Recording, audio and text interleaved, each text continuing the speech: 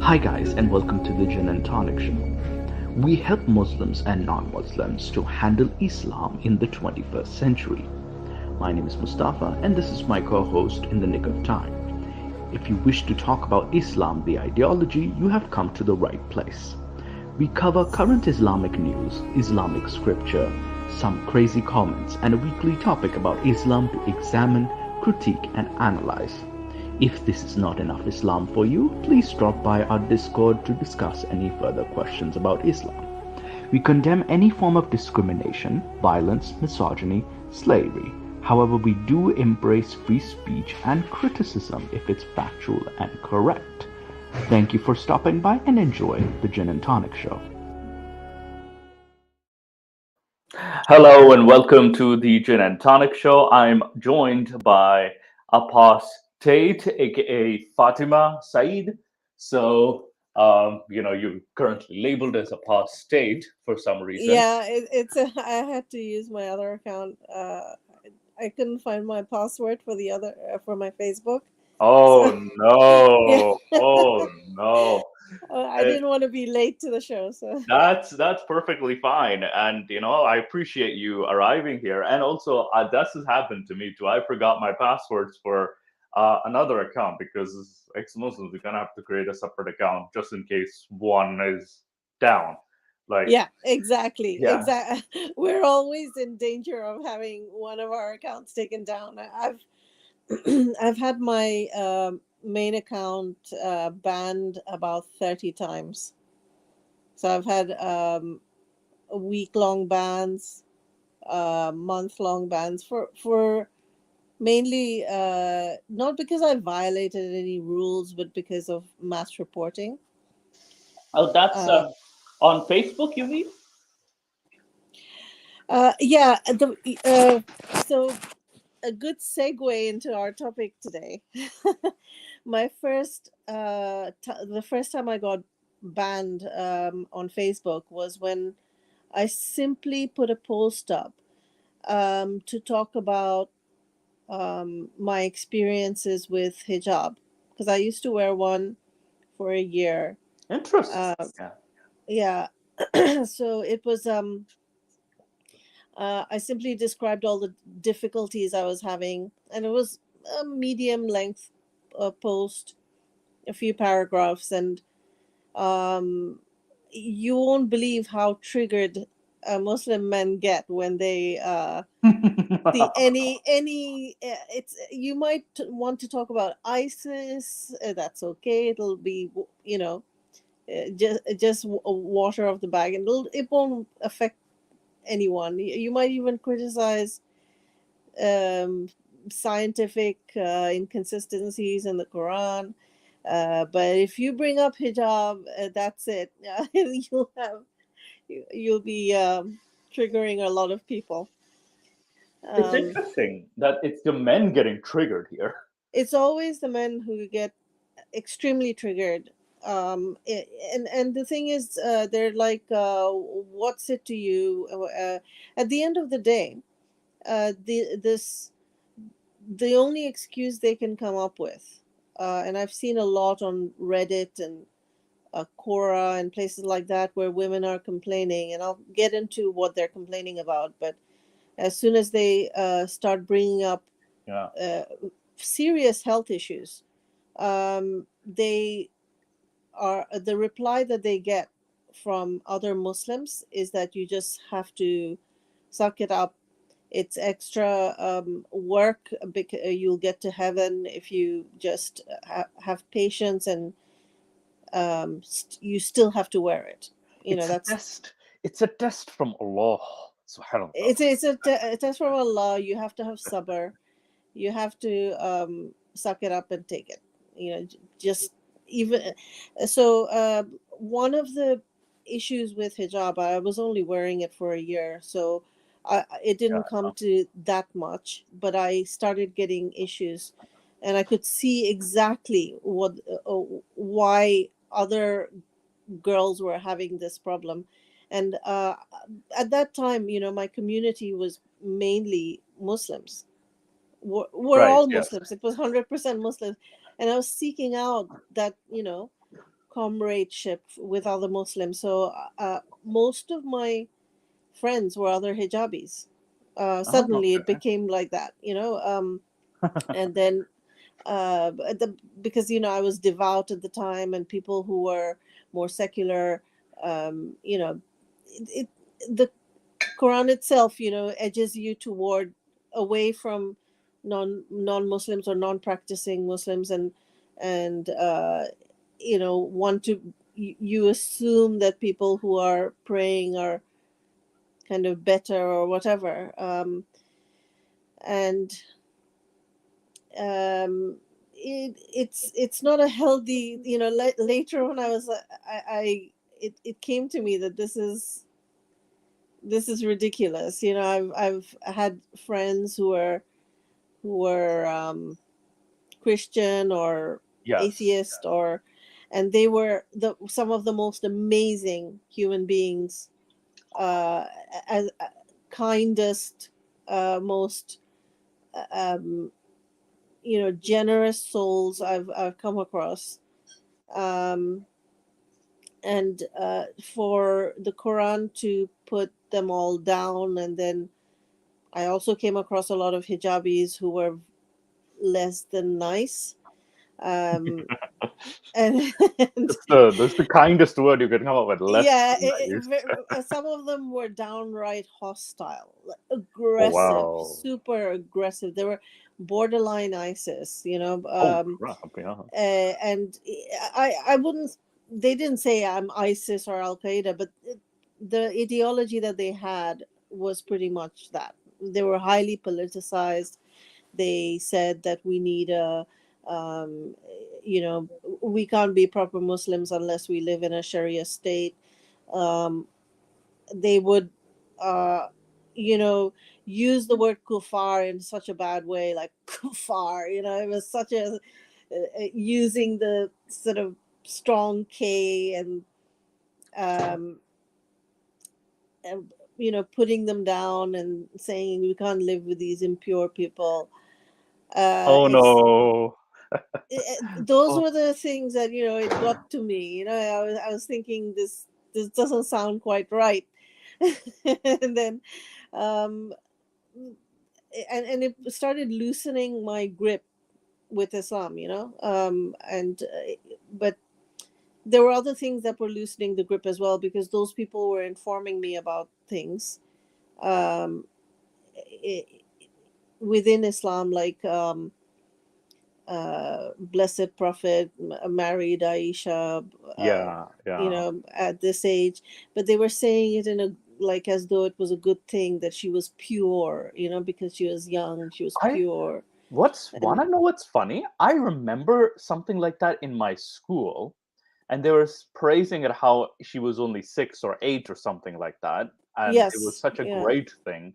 And then the moment when there's, I think, criticism towards Islam started racking up, and I used to cringe at that. As a kid, as a 9-year-old kid, I used to cringe at that. it's so cringe. Yeah, Yeah, it's I don't know how people were able to justify it, especially women.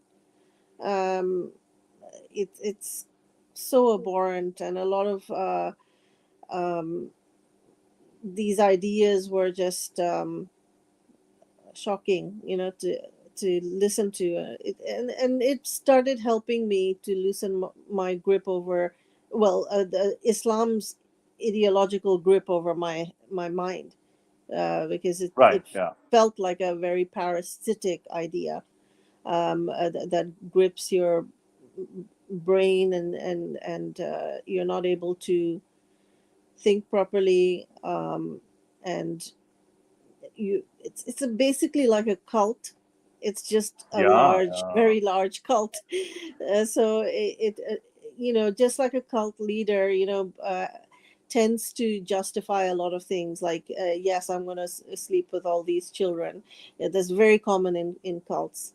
And people know about it, but they keep quiet about it.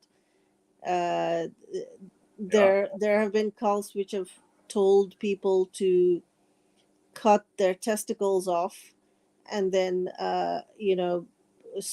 take cyanide, because there's going to be a comet coming and taking them all away Yeah, I to think some planet or this something. was this was the Heaven's Gate. Oh I yes, think that's right. Yeah. Heaven's Gate. And I was watching another documentary just last night, ironically, that you Which mentioned. one? This is the Keep Sweet and Pray. It's about the FLDS church, which was Oh, I an saw that. It yeah, was, it was yeah. an offshoot of the Mormon church. Yes, And that's right. I thought the Mormon foundation was whack, with Joseph Smith being very similar Yes. to Muhammad. But Yeah. then this prophet takes it a step further. And he's got like wives left, center, left, right, and center. And there's two of them. First, there's the last prophet who dies. I'm like, oh no, this is sounding too familiar. This is sounding way too familiar. Yes, exactly. And It's then there's this man who declares himself another prophet, but it's similar to like the Muhammadan story, except that in the Muhammadan story, Omar just declares Abu Bakr, hey, he's the successor, because they're all arguing in Saqifa. They're that's all right. having this Yeah. big argument, and then he just declares him as oh hey, this guy. But then there were people who had heard, wait, wasn't Ali supposed to be the successor? Like, because we kind of heard him say Ali, and then it's just, Yeah. yeah. So Yeah. there was this big, that the only reason that one's different is because they kind of stuck to the last prophet thing. They were like, yeah, we're gonna shoot ourselves in the foot if we declare anybody a prophet. So let's just make it a caliphate or a leadership or a something like that. Let's make it an empire. So I think they were at least somewhat smart about it. Uh, Yeah. And this guy was doing a lot of things that were similar to yeah, like putting on the women had to cover up more and more, yeah. their legs and everything, arms had to be covered up. Yeah, there um was an entire dress code that they had to yeah, follow. there was a lot put on women's purity, and very similar to Islam in that women don't get much in heaven, Yeah, and men get yeah. everything. Men get 70 virgins, they get everything.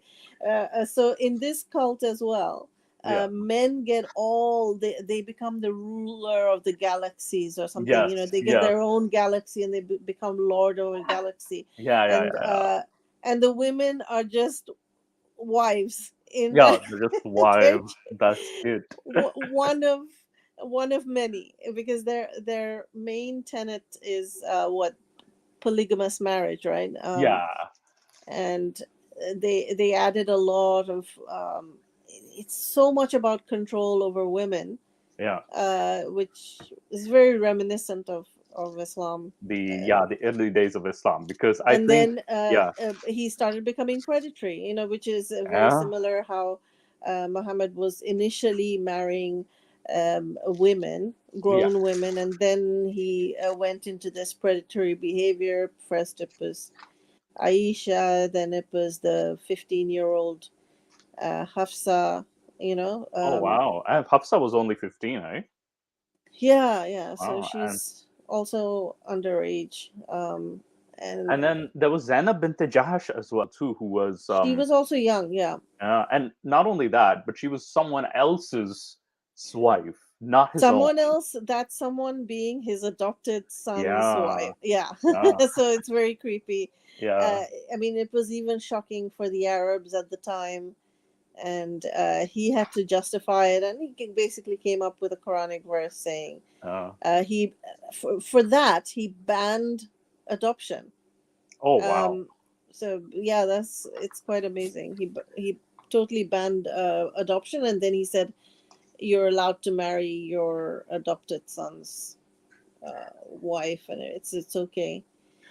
A- um And it's very similar to that prophet. He even started using the God told me this, right? The God told me this. I'm not that's making up right. the rules. So it's Yeah, it's like there was the perfect like catch-all.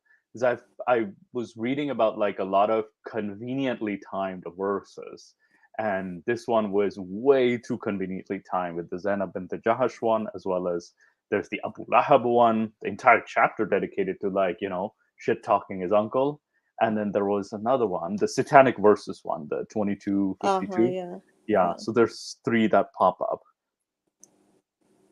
Yeah, it's like his earlier verses were there to appease Christians, Jews, and mushriks. They were supposed to basically be there to so that he can placate them, A, and B, recruit them into Islam, or and then let them be tolerant to Islam as well. It was one of the way he sort of weaseled into the Meccan Society. community.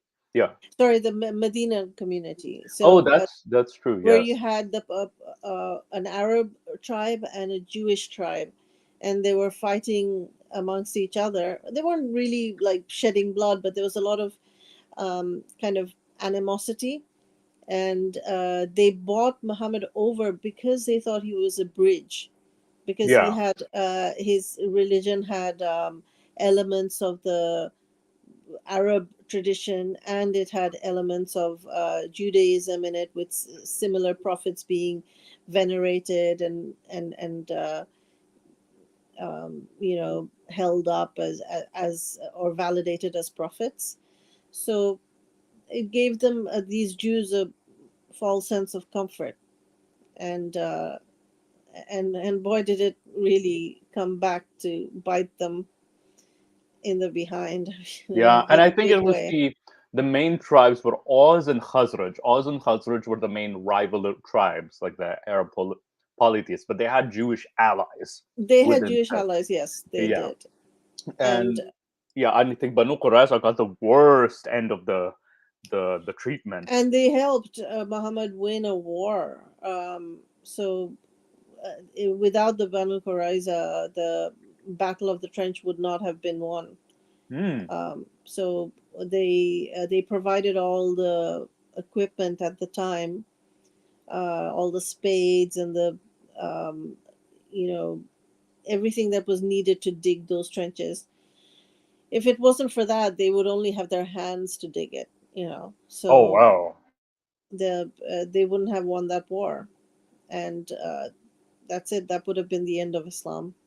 I, and then there's different seerahs that actually tell like a different version of like they try to like sugarcoat the Banu Qurayza story as much as possible, that they betrayed Muhammad. And there's apologetics saying that he was betrayed. What is your response to that? There's no real evidence that they betrayed him, and I think probably the most they can say is that uh, they they didn't want the leaders had to make a decision. There were two Arab tribes fighting each other. Each Arab, if one won, and they had, if the tribal leaders had affiliated with the other side, let's say it was the other, not Muhammad's tribe, but the other side, um, then their women would have been taken as Yeah, yeah, sex slaves. Their men would have been killed. Then they would have basically taken all their stolen all their stuff, pillaged, and all the usual. yeah. Um, and they had to make a decision. Like they saw that the other side was winning, and I think this is in the Sirah. I think so. Um, this is what I remember reading in the Muhammad's biography. I I also remember like the husband of Safiya himself, Kinda. What's his name? Kinana, Yes, and he Kinana. was tortured with Yeah, fire on his chest. I because mean, I think he was the one planning like this operation. Let's get separate. Like in the Sira itself, it's yeah, only him and a few five other guys that like they're named. And it's like, why did you punish an entire tribe for the actions of six that's men? collective punishment. It's a Yeah, war crime. It's yeah, literally a war crime, and to take if you, I mean, the most.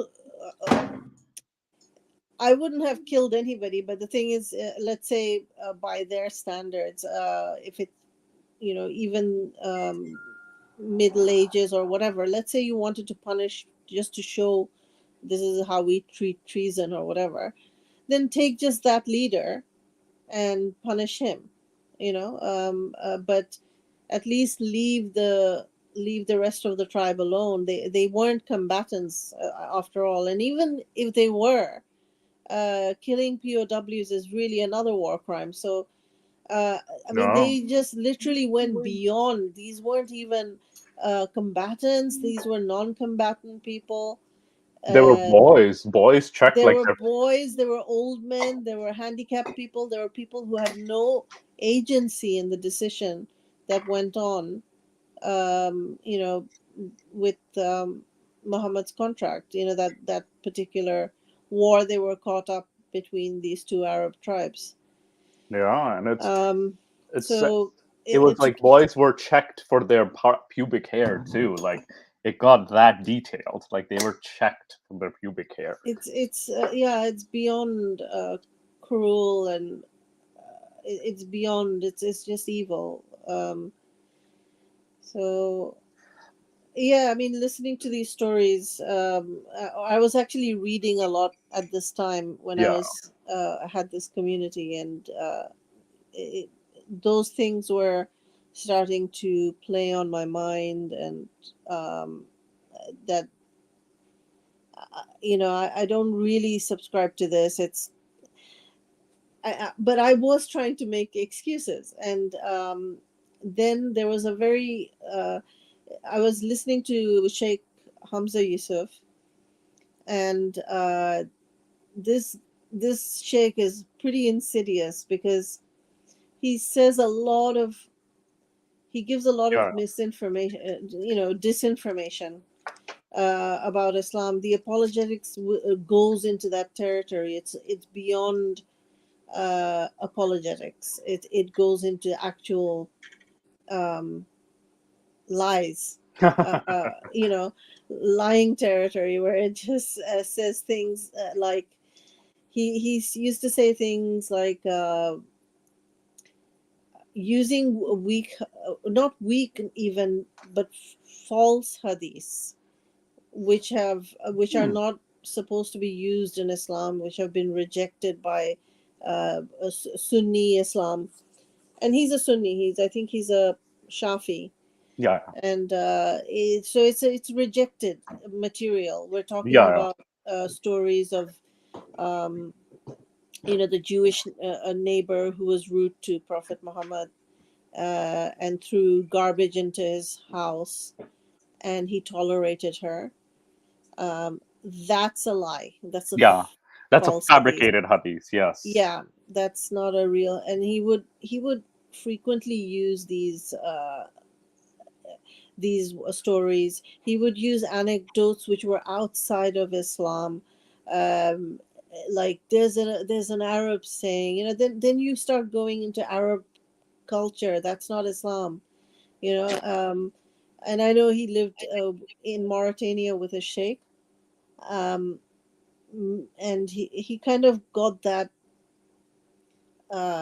noble white savior complex, where um, he goes in amongst the Arabs, becomes kind of a Lawrence of Arabia in a way, savior of the Muslims. Oh boy. Oh boy. And Don't we have a lot of those? this Don't we have guy a is so arrogant. He was yeah. so arrogant, but at the time I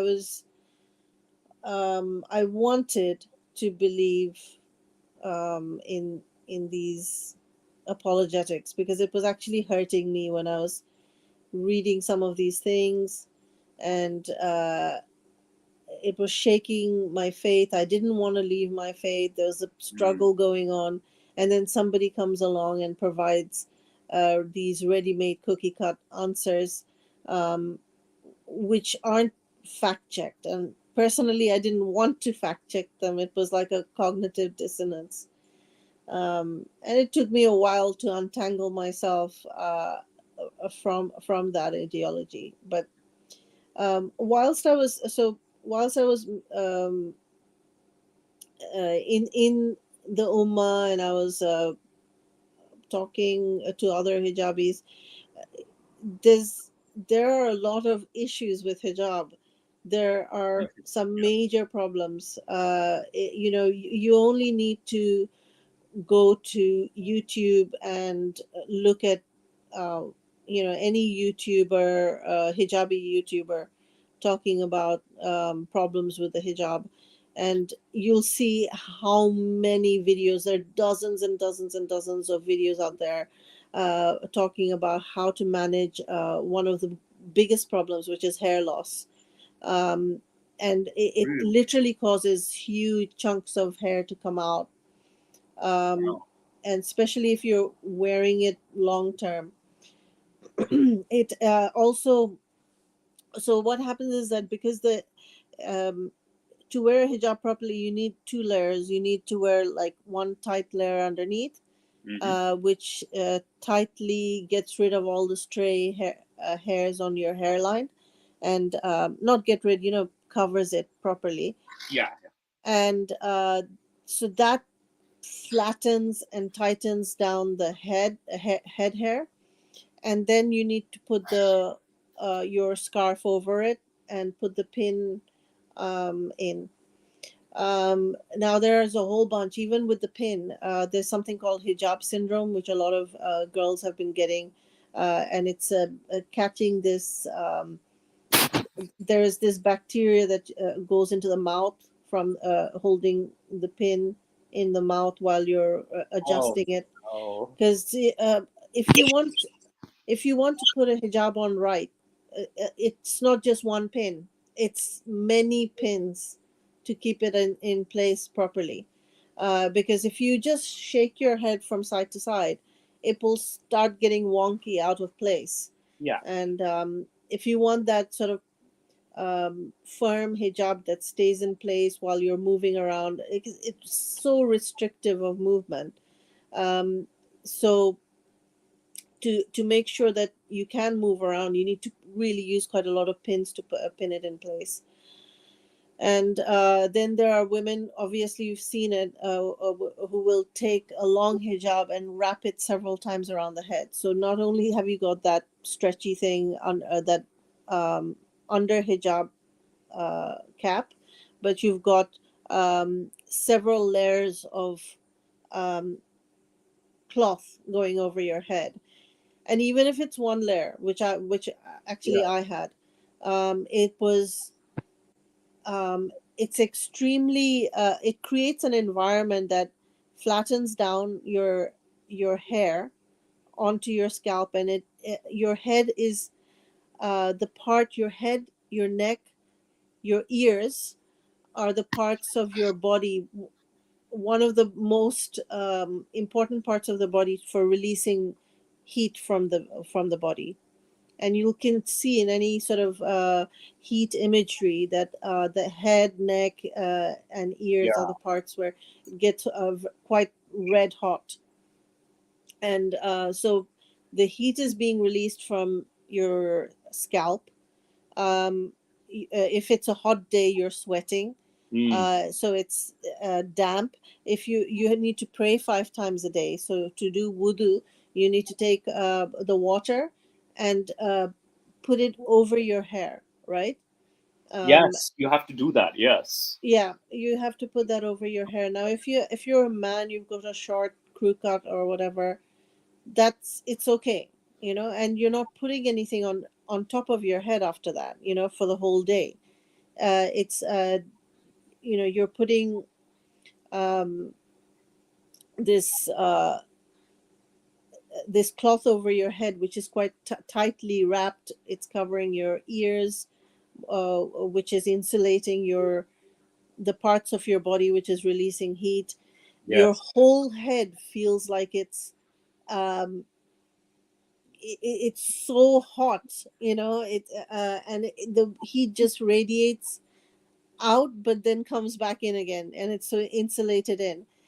And then you have the damp hair, which is constant because um, let's say if it's a hot weather, you're sweating, then you're putting water over your head. You're not washing it. So it's not a like you're shampooing and then you're taking, washing it out. You're simply just dampening it. Mm. And let's say you've just got freshly washed hair, but Yes. throughout the day, your 12-hour cycle, by the end of it, your hair will be still be damp, and it will be Oh. hot, it will be Oh. dark, it will be insulated, and that is just the perfect breeding ground for bacteria. Oh And boy. it's so bad. I mean, hijabs are so unhygienic that even in a politically correct environment in the UK, um, the NHS is releasing has released like disposable hijabs for Wow. women. Wow. So the nurses, doctors need to wear, if they're hijabis, they need to wear those one time disposable hijabs. Mm. And it's a secret or a dirty secret, whatever you want to call it, but hijabs used to stink all the time. Like you'd pass a hijabi in or say salam alaikum to Yeah. some hijabi that you'd meet in a um, bus stop or somewhere, and you can just smell the sweat, Wow. Yeah. coming from the hijab. In the women's room, it was so smelly when they were taking the hijab out. It's just uh, everyone knew that it was a problem, and your hair can never be um, voluminous and light, and in a nice shape, Yeah. that it needs to be. Let's say you're married and you've got a husband and you want to look nice for your husband. It's impossible. Oh wow. It's just absolutely impossible unless you stay at home most of the day, Yeah. Yeah. and you don't go out. You're like one of those Arab women who just the sheikh's wives who just stays indoors and then goes out only for once in a while for shopping. Yeah. Yeah. And but if you're staying mostly indoors, then you can just keep yourself looking nice. But if you are going out to study, or if you just have a social life and you need to go out, or if you just want to uh, um, if you've got work, forget about it. You have to wear that hijab, and it's reduces your range of movement. It reduces your even your for some hijab styles, they want to make sure that every single spare hair on the hairline can never be seen. Absolutely. So the hijab comes out, and it covers the two sides of the face in a kind of, it looks like a visor, like um so, or like a hoodie, where it's tented up, you Yes. know and it comes down. So when you do that style, your range of vision is limited. You can't see 120 degrees anymore. So it's just all you can see is like this. um you're like wearing a horse's visor. Really? So you can't even move your neck around or your vision around. You can move your neck to see things, obviously, but Yeah. it's like blinders on horses, Oh. Oh. like you can only see forward. It's I remember when I first wore it, it was difficult for me to move around. I'd bump into things like a lamp, or I'd fall over. It was like there was, and then I'd have to, my brain had to remember to move my neck around a lot more. Yeah. Like right now sitting here, I can even when I'm looking forward, like anyone, you can somehow you have your peripheral vision, and you're able to see a lot more than what's right in front of you. So but that part is the peripheral vision is taken away. Wow. Then there's issues like with a head that is constantly covered and it's damp and it's hot and it's dark and it's insulated, that it's a perfect breeding ground for fungus and candida. Um, and there are hijabis, like I was saying, they have they start getting lesions, pain. There's folliculitis. It's an act. Then obviously with the hair loss as well, because these things aren't attacking, these follicles.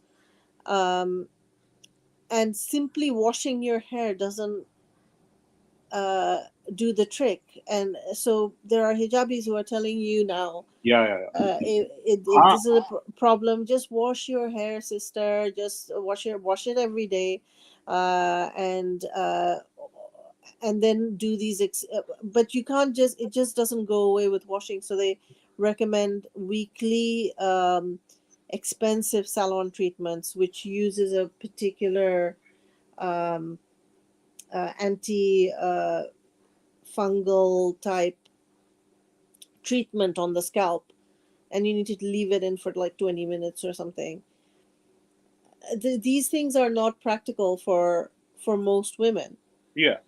and they're extremely difficult for most women to keep up and maintain. And if you think about it, that most of these women are not living in first world conditions. And they're not living in the desert anymore, as here, Culture Jinni points out, the desert. They're not even living in the desert anymore. So, No, and women are living. I feel sorry for all women who are living in the subtropical areas yeah, where it's hot and it's humid. yes. It's a hijab is the opposite thing that you should wear.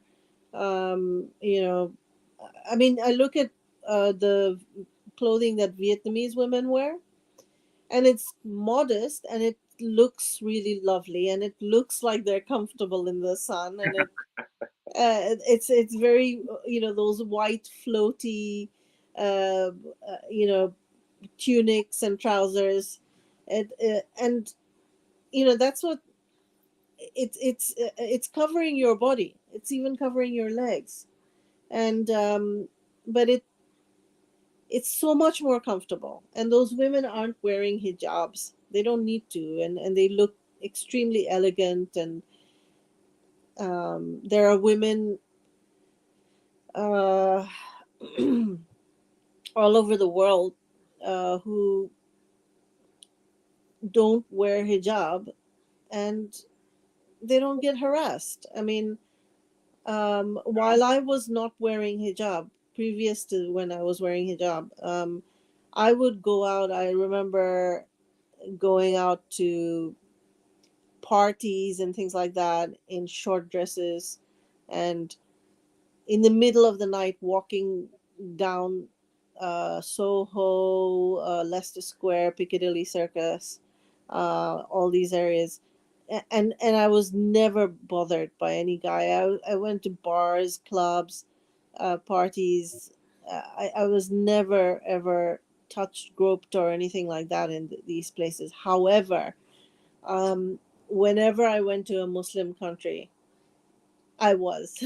Oh, wow. So and I didn't wear those clothes, by the way, in Muslim countries. I wore always very modest shalwar kameez with the a light hair covering.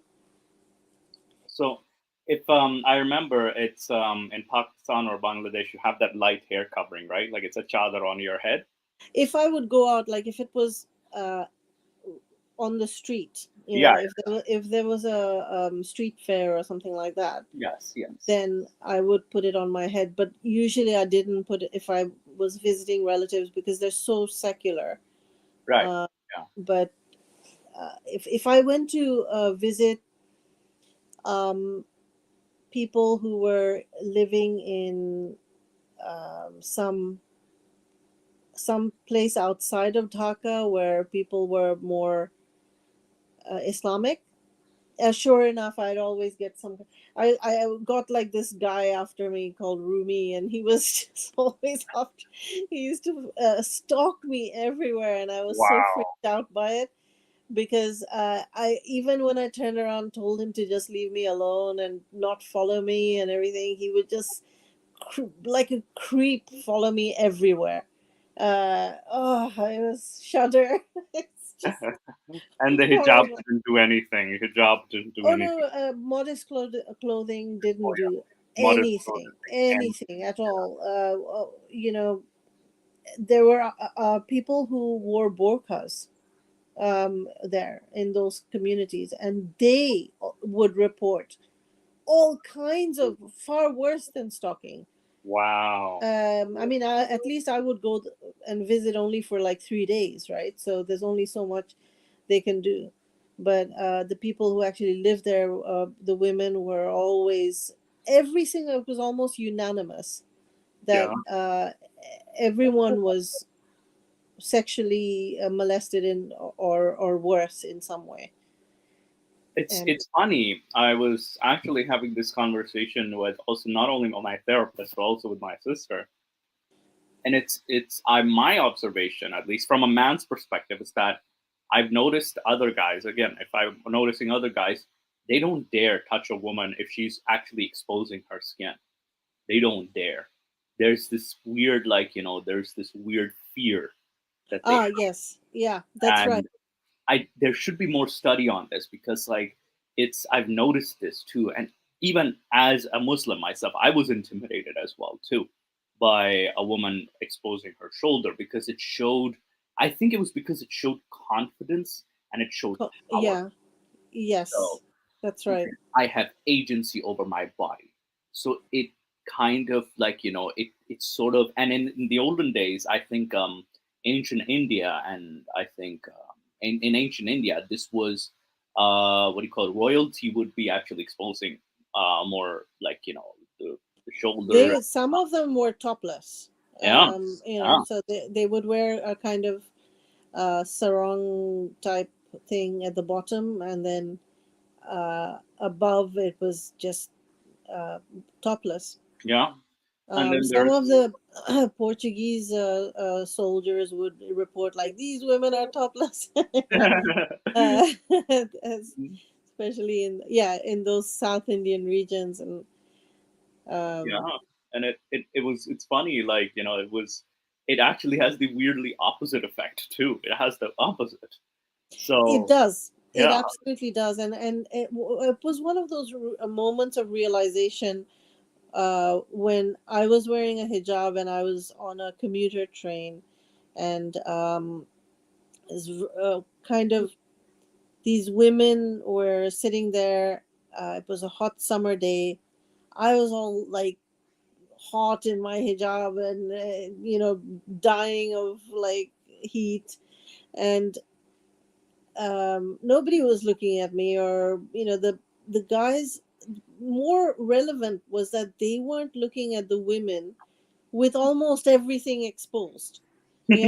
Summer dresses, hot pants, like just all their legs, all of their shoulders, and decolletage, and their backless dresses, and uh, just the kind of exposure these women. It was well beyond a hijab, right? yeah, And yet they were sitting right across from other men, and the men weren't just, and it's normal. And I know this. I don't know why it seems strange to me as wearing a hijab, because I've seen this throughout my life in Britain, where women are walking around in summer in very, very skimpy dresses, and no one bats an eyelid. No, nobody goes and gropes them, and nobody's looking undressing them with their eyes. yeah, um, and yeah, I mean, they just don't do that. In Muslim countries, men will undress you with their eyes. Yeah. The way they look at you, it's as though you're not wearing anything at all, and you're just a piece of meat. It feels so horrible. It feels like, you're degraded, you're dehumanized. You don't feel like a full human, um, and yeah, you feel like property. It's Yeah. horrible. You feel like Yeah. I first, remember a Pakistani human rights, I think, activists. I don't remember their name. They were saying that it's about the mentality, it's not about the clothing, and they got a lot of backlash for that. I think, yeah. well, no, it was. But they're right. They're absolutely Uh, right that it's about the mentality. I mean, you can only look around the world, and or even just look in. My family's from Bangladesh, so anytime we went there, my mother's side of the family is very secular, yeah, yeah, and cousins are walking around with shorts, and kind of um, a lot more. They're walking around with Western clothing all the yes. time, and nobody thinks to stare at the legs, when they're walking past. Nobody does that. It's just people have a lot have a broader mind. um there My uncles sit down and have, talk about politics or some Yeah, yeah, yeah. some other issue or whatever. They don't have their mind in their groins, and that tends to be the case. Like, as soon as you visit some of your more hokey relatives who are Islamic, and they wear they've got the henna beards, and they've got the um, hat, and it's they're doing the whole all this, like, I'm Islamic, and look at my son. They'll bring their son over to recite Quran, and everybody claps. It's totally different environment there, and um, unanimously all the women who are, and a lot of them wear niqabs or burqas, will just talk about sex all the time, or talk about being molested. Sex in a way that they're not like, oh, it's kind of like, yeah, it's um my husband, he was really horny, and he used to like do this to me and things. It's all also like, What? it's so much lasciviousness, and gross kind of. It's things that I would never think of, and they tend to think, it's so weird, they tend to think that, if a family like, um my city cousins or whatever, those people who are more westernized, and who listen to Western music, and we wear Western clothes. Those ones are there. They must be so sordid. They must live in sin all the time, and they must, be sleeping around all the time. It was just totally not the case. It's And funny. It reminds me of another story. It's so crazy. Like, I had a non-Muslim Sikh friend. He doesn't wear the turban either, so he's kind of like, one of those like modern ones, like, just doesn't care. Agnostic, that is. Yeah, he's agnostic, and he was like in a bus, and he was hearing some like very dirty conversations between two women. He's like, "Are these women like prostitutes, or are they call oh girls?" yeah, And then he turns hijabis around, have the two most hijabi, dirty tongues. Oh my and he's Lord. like, I mean, I feel embarrassed to talk about some of those things. It's just embarrassing to repeat it. it's not a common like. Oh, I've Yeah. met hijabi women who are very nice, very sweet. Like, we're not Yeah. stereotyping or anything, but there's a good number that have that weird, dirty, like, it's like borderline, like, Hijabis themselves will tell you this. yeah, If as long as they know that you're not an ex-Muslim, they'll confide these things in you. yeah, And so if because there was a long period that before I became ex-Muslim, right? There was a period of where um, I became non-religious, And I stayed that way for some years, and then before finally becoming ex-Muslim. So there was my non-religious period, then Yeah. becoming religious, and then coming out of it again uh, before I fell out. So during that time when I was more non-religious, I was still able to talk Islam because I knew so much about Islam. So when I would come across, the women who are more uh, religious and devout, if I just talked Islam with them, then they would be able to relate to me, and they would open up about a lot of things. They themselves would complain about these things, and they would say that that they're feeling so frustrated that like one girl who went to an Islamic, she left her studies, like she was going into a really good profession.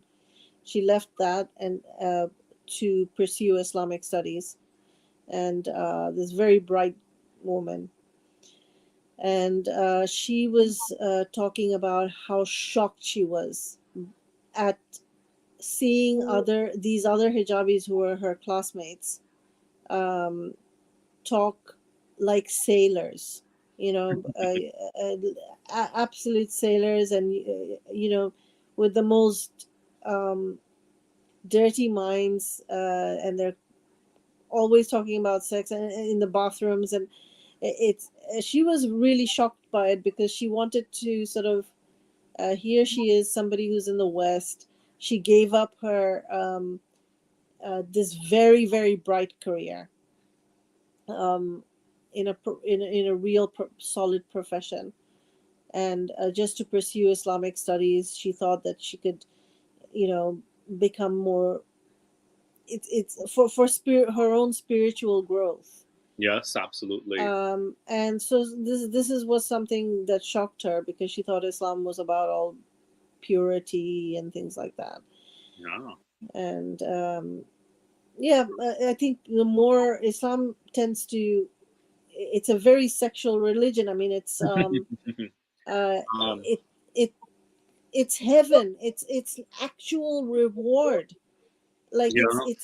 your ultimate goal of life, your spirituality, is to attain sex in the hereafter. I mean, um it's just beyond, and the amount of detail that Islam goes into about the hymen and about the actual body part. It's so graphic, and And it's funny. It's I had mm, Islamic YouTuber, like I will do an interview with them about being an ex-Muslim, and they're like, "Oh, can we avoid like topics like sex?" And I'm like, "That's half of the yes, reason.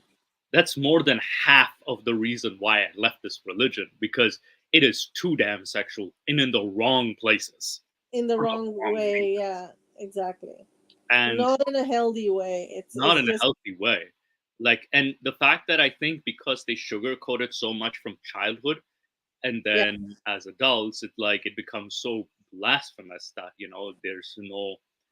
yeah. It becomes a dark, taboo subject that people, you know, what happens, when something is repressed in the psyche, it Yes. goes into the what Jung called the shadow, your unconscious shadow, and then that's where things regress. And normal, something that would express normally uh, as as a healthy sexuality would um, uh, because it's repressed, and you're still going through puberty, you're still going through all of these things. It's a natural expression, but that Mm, natural thing is being um, uh, repressed in such a strong way, um, and yet the literature in the Quran is, there's so much sex in it, and so much sex in hadith, so much the Prophet's life was pretty abundant in yeah. sex. I mean, this guy was supposed to have had sex with all of his wives, probably about a dozen of them, 11, or yeah, 11 of them. He has, yeah, I think it was Anas bin Malik. He quoted this hadith where I think he quoted it with someone saying that, oh, he used to have one night, he used to have sex with all his wife, and he had the sexual strength strength of 100 strength men. of yeah, that's it.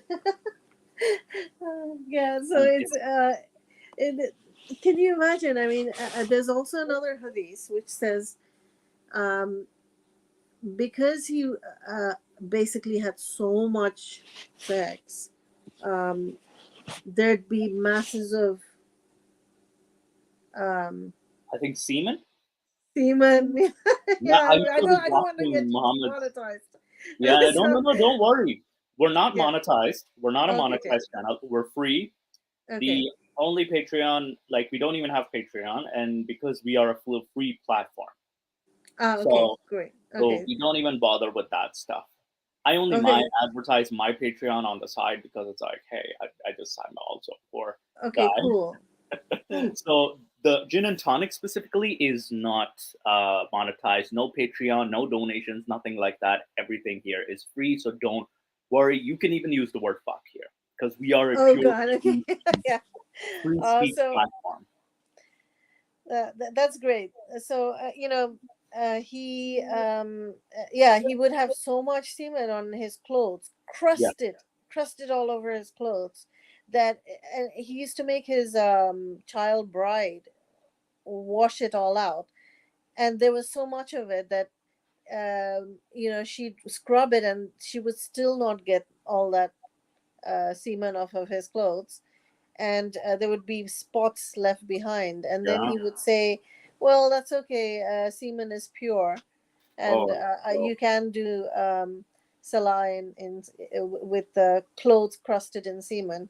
Oh no. Yeah. Oh no. And then there were another hadith which said that he would take his semen and then wipe it on his walls Yes. and Yes, then I read wash his that one. hands. Did you I see read that? that. Yes, I've So read that one. it's first and like and wipe it. and it's funny, these hadiths are starting to get hidden now. Like I know I read these. Yes, that's I ended right. up saving them because I've got them saved as well.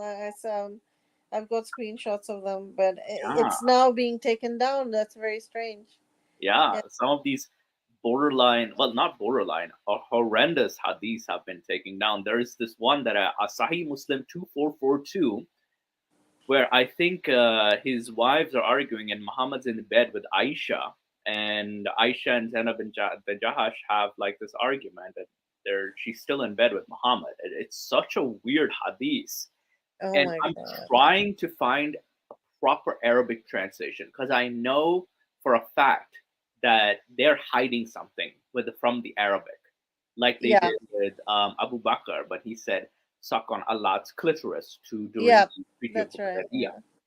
So they completely hide that, block that out. So I'm trying to find a means. I wish I knew more Arabic than just Quranic Arabic because oh dear, I want to actually find these You hidden should post it on our group, the ex ex-Muslim Muslims versus heathens. Muslims. Yeah, no, Yeah, not that one. Just the ex-Muslim heathen group, yeah, and because there are a lot of Arab speakers there. There are people I all over the yes, world.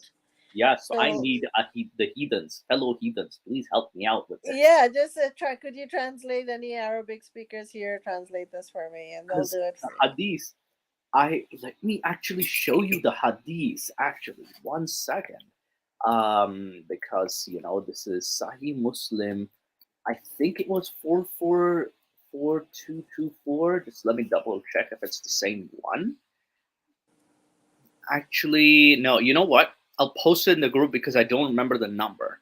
Or 442. Wait a It's second. it's shocking. It really is like that documentary which you mentioned. Where Yeah, uh, you know there were audio tapes of that cult leader um, sexually molesting kids, and this guy, he went for adults, he went for kids, both. yeah, So in a way, like when the people call Muhammad a pedophile, but I'd say he's worse than a pedophile. I would say he's a child rapist. Yeah. Because if you're a pedophile, you've got a mental disorder. Yes. Not that I'm sympathetic to pedophiles. I'm just saying that you've got a mental disorder that needs to be treated.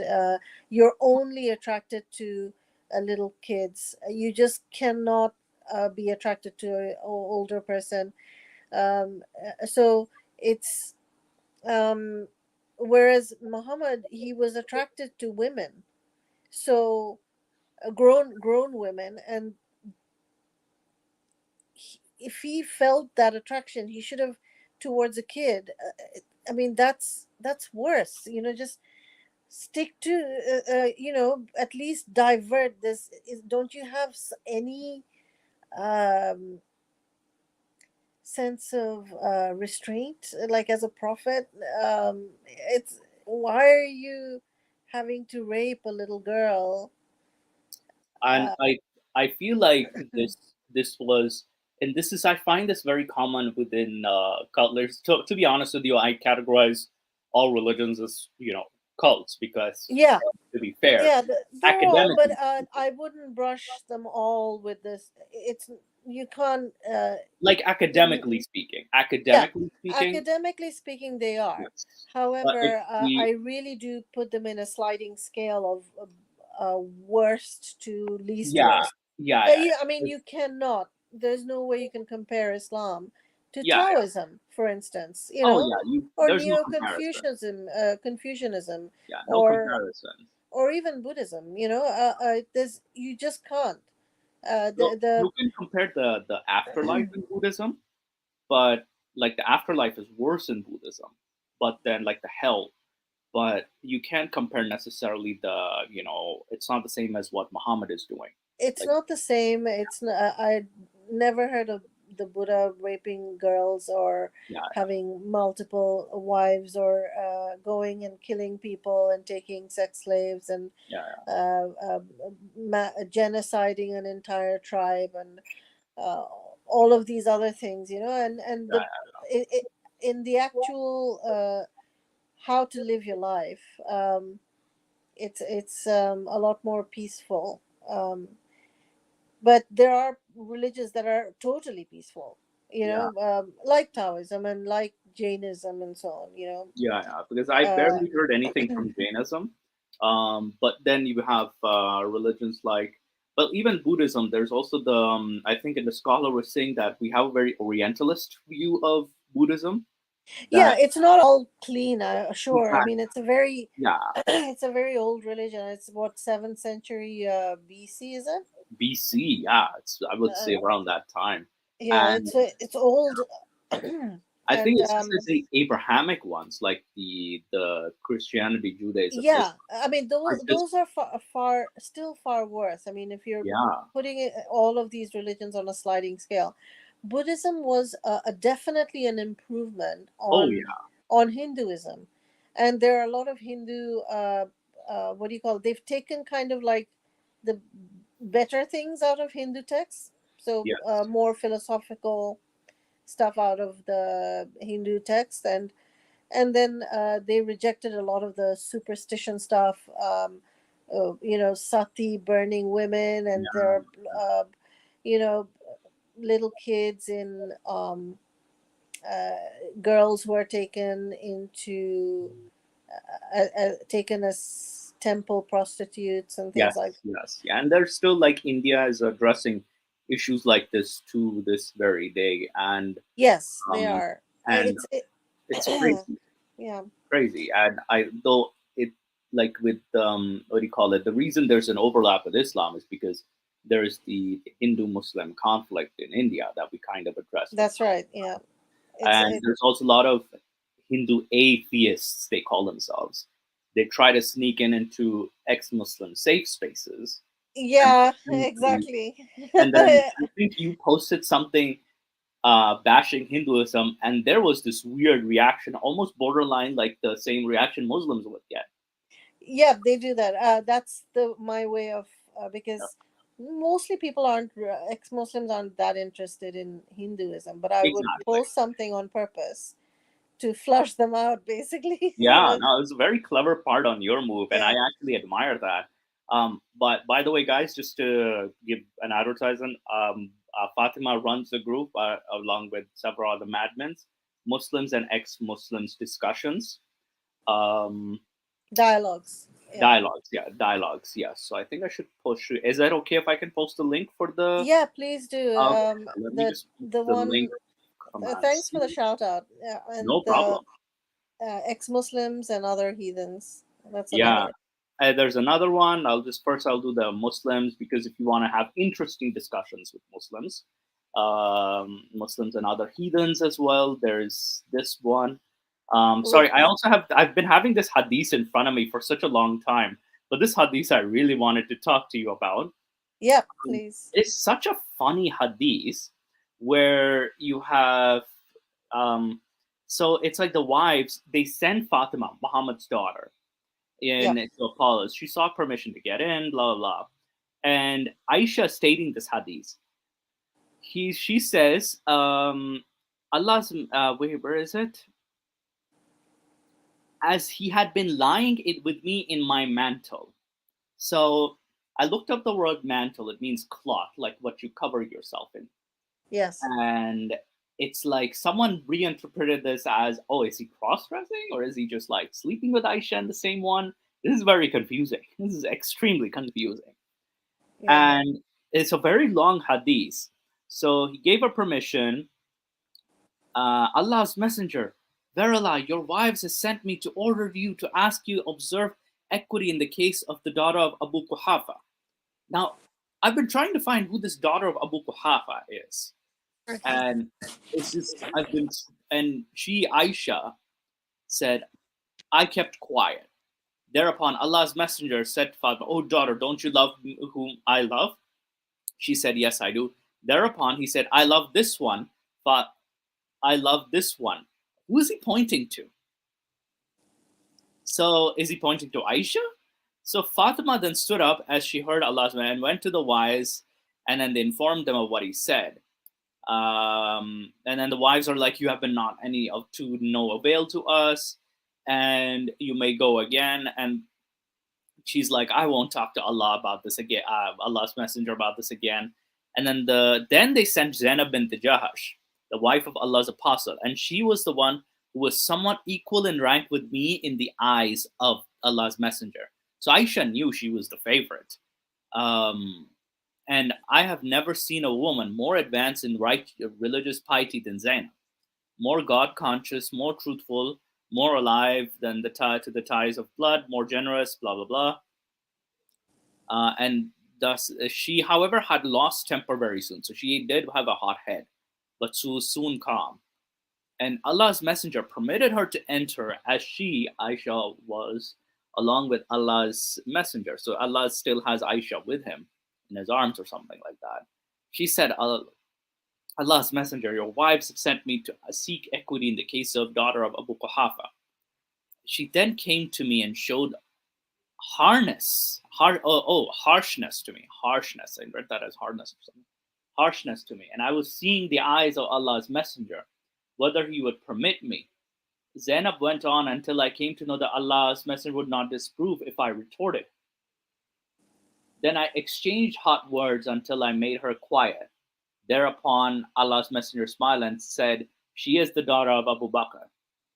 And it shows that I kind of feel like there's more to this. Because the way it's translated is very like Aisha and Zainab are having an argument. I wanted to see what are they having the argument about. Because this hadith does not seem very clear. But what are your thoughts on this? I don't quite know. I can't. It seems to me like Zainab is walking in on them. Yeah. In a private sort of maybe they're in an embrace. Basically, what does it mean? It just means they're sexually engaged, right? Probably, yeah. So it just, but it's in line with his character, his behavior throughout. I mean, the the looseness of his character, the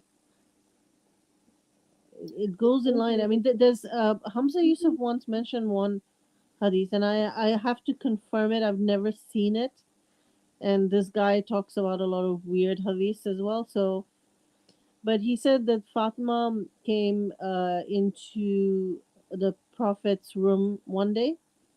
He was Yeah. there, and there was a lamp shining behind her, and she was wearing a long dress, the usual Arab type dress, and the because there was a light right behind her, he could see the silhouette of her legs, and as soon as he saw the silhouette of his legs, he averted his eyes.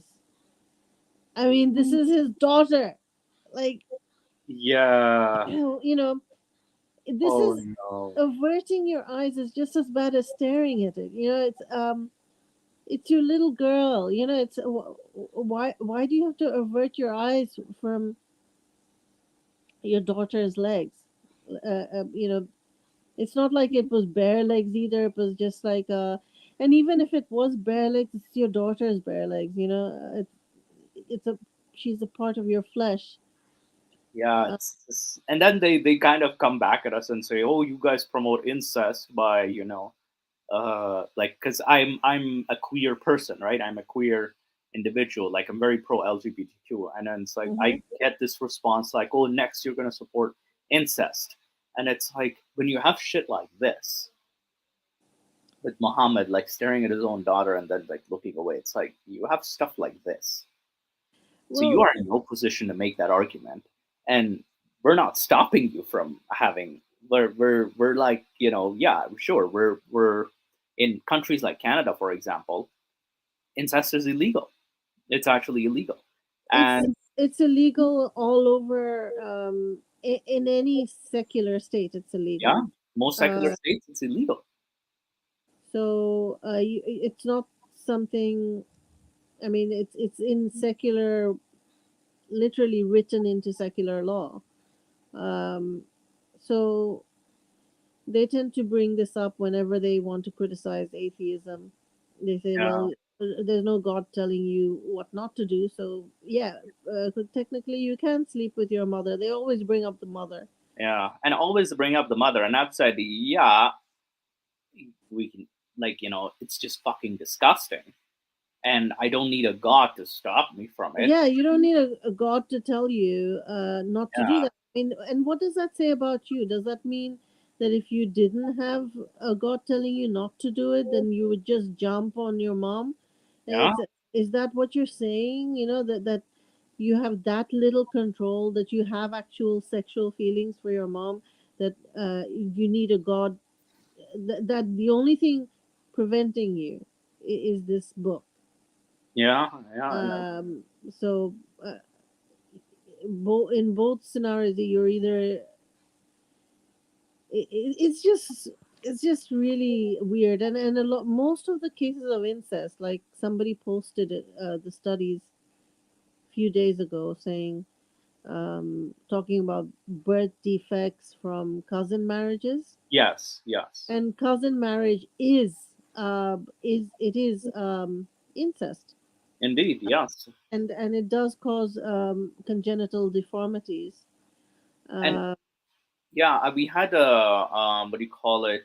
Nick and I were interviewing this imam of the Canadian Islamic Council, and he admits, oh, first cousins are not blood relations.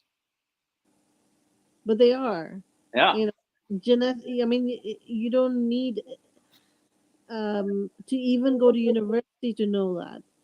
It's just high school biology that uh, you the genetics are so similar that um, the probability of congenital deformities, it just goes up exponentially. absolutely. And so the studies have shown that the ones that the places that have the highest level of deformities from cousin marriages are first Pakistan. I think it's got a rate of about 75% or something like that. Oh yeah, yeah. There's a lot of cousin marriages in Pakistan. That's a lot. I mean, 75% of the country. And then very close behind that is Saudi Arabia. And then there are a bunch of other, about five other Arab countries like Jordan and places like that. And it's not any surprise that those are all the most Islamic countries, you know. It's and it's funny too. Speaking of which, speaking of Islamic countries, there's something about the hijab I wanted to jump back on. There was one of the our commentators asked a question. They said that, what do you think of? I think there's the Muslim defense of, or the Islamic defense of nuns wearing the hijab. What would be your response to that? Well, nuns are you know, usually they make a decision. They're adult females Yes. who have made an informed, consensual decision to enter a monastic lifestyle, and they don't get married. They don't, you know, that there's a whole. It's totally different from forcing girls to. I mean, practically. I'm not saying all Muslims force people to wear hijab, but in theory, in an Islamic state, all the girls should wear hijab from puberty onwards. Yeah. So from, you know, or from, not even from puberty. It's like At the age of six, practically, start 6 or 7. yeah, because it's that's the age that Prophet Muhammad started, you know, having stirrings in his loins for a girl, Yeah. that for a 6-year-old. He saw dreams of Aisha naked, presented to him, wrapped in silk. Yep.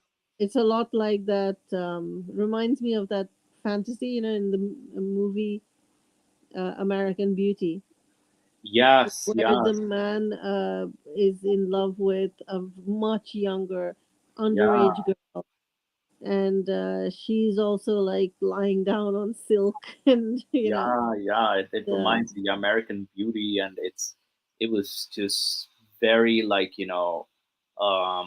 it's one of those films that, the main characters like focus on someone very underaged, yeah, and it's just, yeah.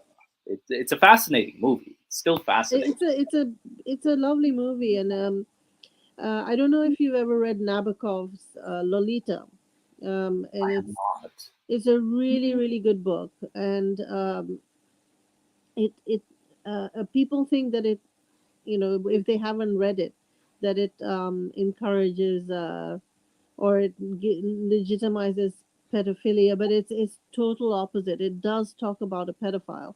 So Humbert is the protagonist, kind of anti protagonist guy. Yeah, anti-hero, I would say. Yeah, Yeah, anti-hero. he. So we're reading, when we're reading, it's from first person narrative.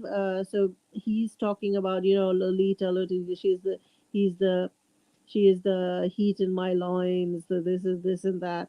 You know, he is fantasizing. We get to look at, firstly, through the eyes of a man who is so attracted to this underage girl, and it, you're just having a, it's kind of like a tourist going around the mind of somebody who might be motivated for that whatever reason, and so we are playing out his fantasy, because obviously, I mean, in some men's minds this might occur.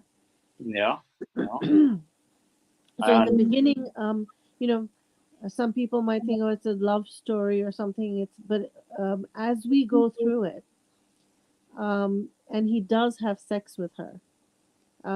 She is precocious, before that she is being precocious, she's being flirty with this guy because she lost her father at a very young age. She's looking for a daddy figure. Yeah.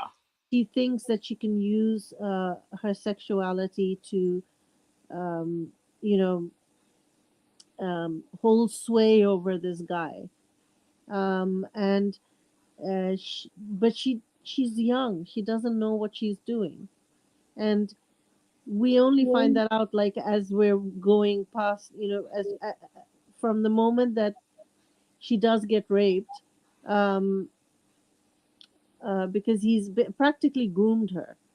And Yeah. and it's she's too young to make that decision. You can just tell from everything, her awkwardness around it, her yeah, the way she becomes. She's a very sort of bubbly girl beforehand. She's very um, precocious. She's very loud, extroverted, and then um, after that incident, she changes. She's Yes. Yes. changing immediately. She becomes withdrawn, quiet. There's a heaviness in her looks. There's her her childhood innocence has been gone, is gone. Even though we're seeing this through Humbert's eyes, we he doesn't really want to admit what's happening, but he can see it in front of his eyes. And he's feeling guilt on the one hand, on the other hand passion on the other hand, and this is a cautionary tale because it leads to disaster. Yes. Absolutely, horrible, horrible endings for Lolita, who he, um, you know, idolized at some point, and horrific end for him as well. Wow. Yeah. No. This So is. it's Yeah. Imagine Muhammad being in that place. It's like nope. yeah, it's like exactly. Muhammad would, there's no guilt with that man because he has become so narcissistic that and similar to Humbert, because Humbert at points he knew that it was wrong, Yeah. and but he just didn't want to see beyond himself and Mm. what he felt like, the sort of lust that was built up inside him, that he felt for this very young girl, who was an orphan, vulnerable girl. Um, he just couldn't look past to see that she is just a child, and what you are doing is wrong. The way he was maneuvering, he married Lolita's mother just to be close to Lolita, and all of these things. It's just you realize how much of a narcissist he was, how Mm. bad he was, how self-involved he was, and that's he kind of deserved the ending that he had, but you also feel horrible for this young girl.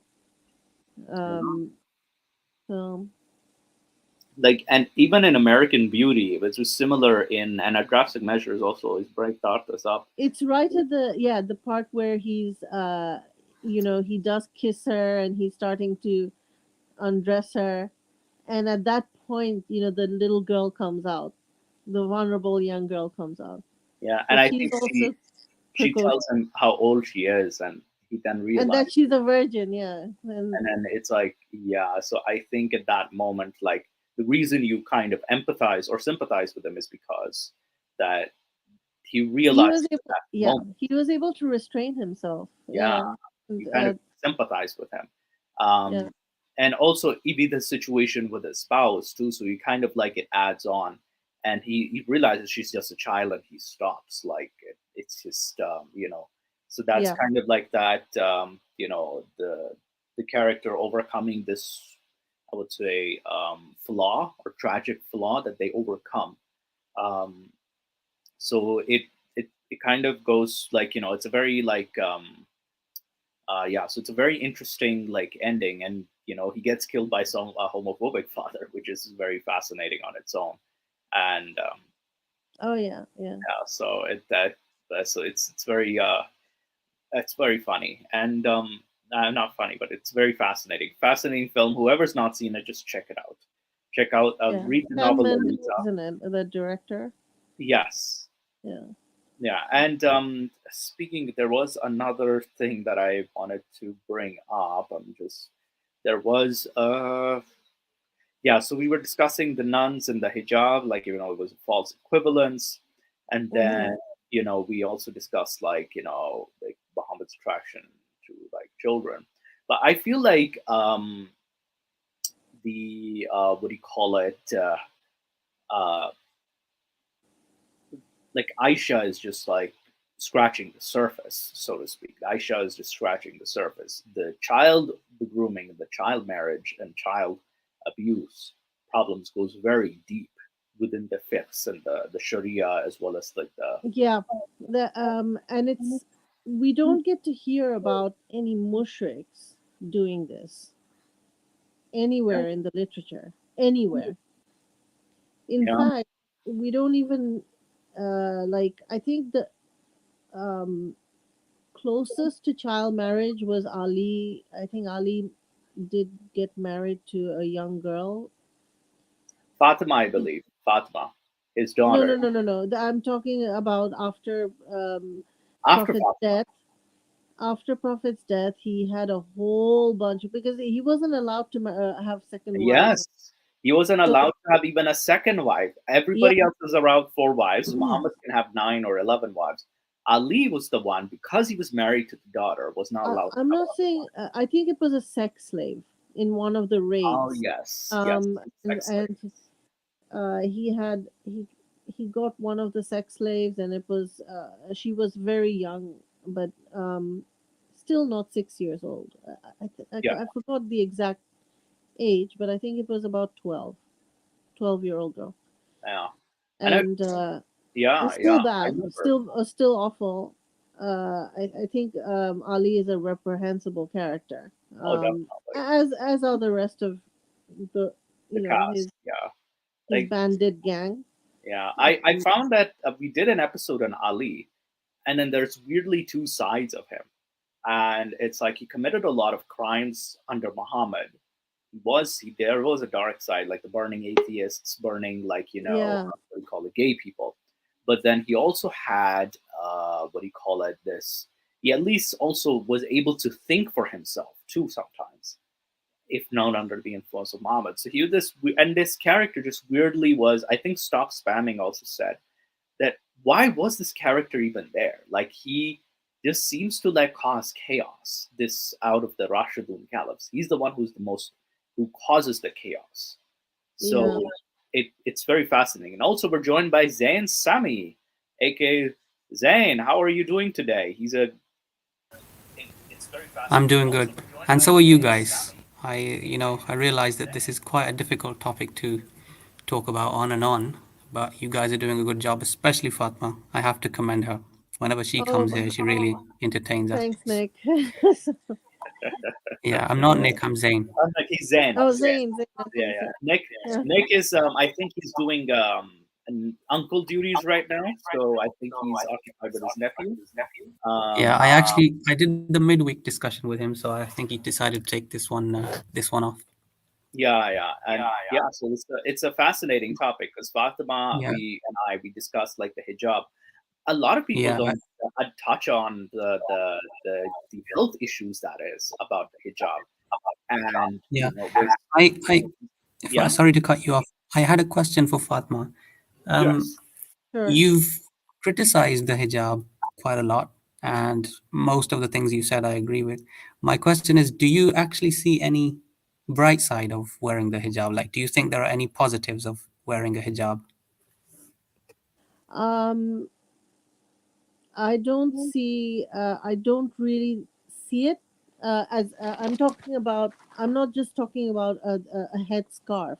I'm talking about the idea of the veil, as in, as From head to rooted toe? in the Islamic ideology, that Right. women, Okay. it's compulsory for women to wear it. There is no Hmm. informed consent. There is, Okay. the idea of wearing hijab as well. The whole reason you're supposed to wear it is that Mm. you don't get sexually harassed. So it puts the um, Mm. uh, blame It's of not just sexual harassed. harassment. It's not just harassed. It's not just about getting sexually harassed. It's also about you, so that you don't make men lust after you. Whether they assault you or not, whether they harass you or not, that's irrelevant. You're just not supposed to arouse men with your beauty. It's that Well, simple. that is blaming women for, it's victim blaming. So if a Yes. Yes. man, if a person doesn't wear a hijab and she does Hmm. get sexually harassed, then Hmm. in under Islamic law, she's the one to blame for not wearing a hijab. She is given most of the blame, yes, because she wasn't covered up properly. But Yeah, do you it's see that's rape any culture. benefit? That's 101 rape culture. So it's just Do to you sexualize a woman's body like that. Um, let's say it wasn't compulsory. It is compulsory, but let's just imagine that it wasn't compulsory. Do you think there are any bright sides to wearing this garment? um, if it wasn't compulsory, if it Mm, still got that ideology that uh, you're wearing it to uh, uh, because your very form is going to attract, is going to cause sexual harassment, is an implication on women who aren't wearing hijab. So in a society, say, that where they're mixed people, right, like in the West, a woman who is wearing a hijab is basically saying the one who's not wearing a hijab kind of deserves to be groped, kind of deserves to be uh, taken aside and mm, sexually assaulted or whatever. mm, mm. Well, It's so a you would say it, that there are no positives to it. It's all negative. if you're taking all the Islam away from it and you're just saying, what are the benefits of a scarf on your head, I can talk about that. But if you're, it's so hijab itself, you need to just say what's the benefit of a scarf, because Hmm. hijab itself, it has, it's deep rooted in that sort of rapey culture of blaming a woman, victim blaming, of um, the implications that you're what do you call it, a loose woman or something if you're not wearing a hijab. Hmm. It's Hmm. sexualizing a woman's body just as much as a bikini does. Hmm. um, Hmm. so it's um, as I'm not criticizing the bikini, but women wear Hmm. bikini because they want to show off their bodies. It's a, Hmm. in a they're not, if they wanted comfort, there are different swimsuits, but there are g-string bikinis that women wear because they want to display their um, sexuality or Whatever. whatever. But Whatever. It's their choice. and in a similar way, women who are all covered up are also sexualizing their body. And in Islam, Yeah. little I guess girls I are guess your wearing. answer is pretty clear. I mean, you don't really think that it's a But good idea to no, wear this. if it's just a scarf on your head, there are many good reasons to wear a scarf. To if you're going out, if I don't know, if you've had a bad hair day or something and you want to cover, or Hmm. if you're on a convertible car and you put a scarf on your head, your hair will get messy. You can, if you've got a very complicated hairstyle, and you Hmm. put it, like, it's like back in the 50s where that's the reason why women wore scarves. Yeah. If they were on a It's convertible car. literally nothing to do with Islam or religion. Yeah, Basically, yes, you're saying that for practical reasons you can wear the scarf, but for otherwise you don't various think it's a good. practical reasons. If you, let's say, you've got a condition, hair falling condition or something, and parts of your head is bald, then obviously I would say, yeah, put a scarf on your hair, to cover that up. Um, but Islamically, there are so many problematic areas. There's no consent. Um, there's no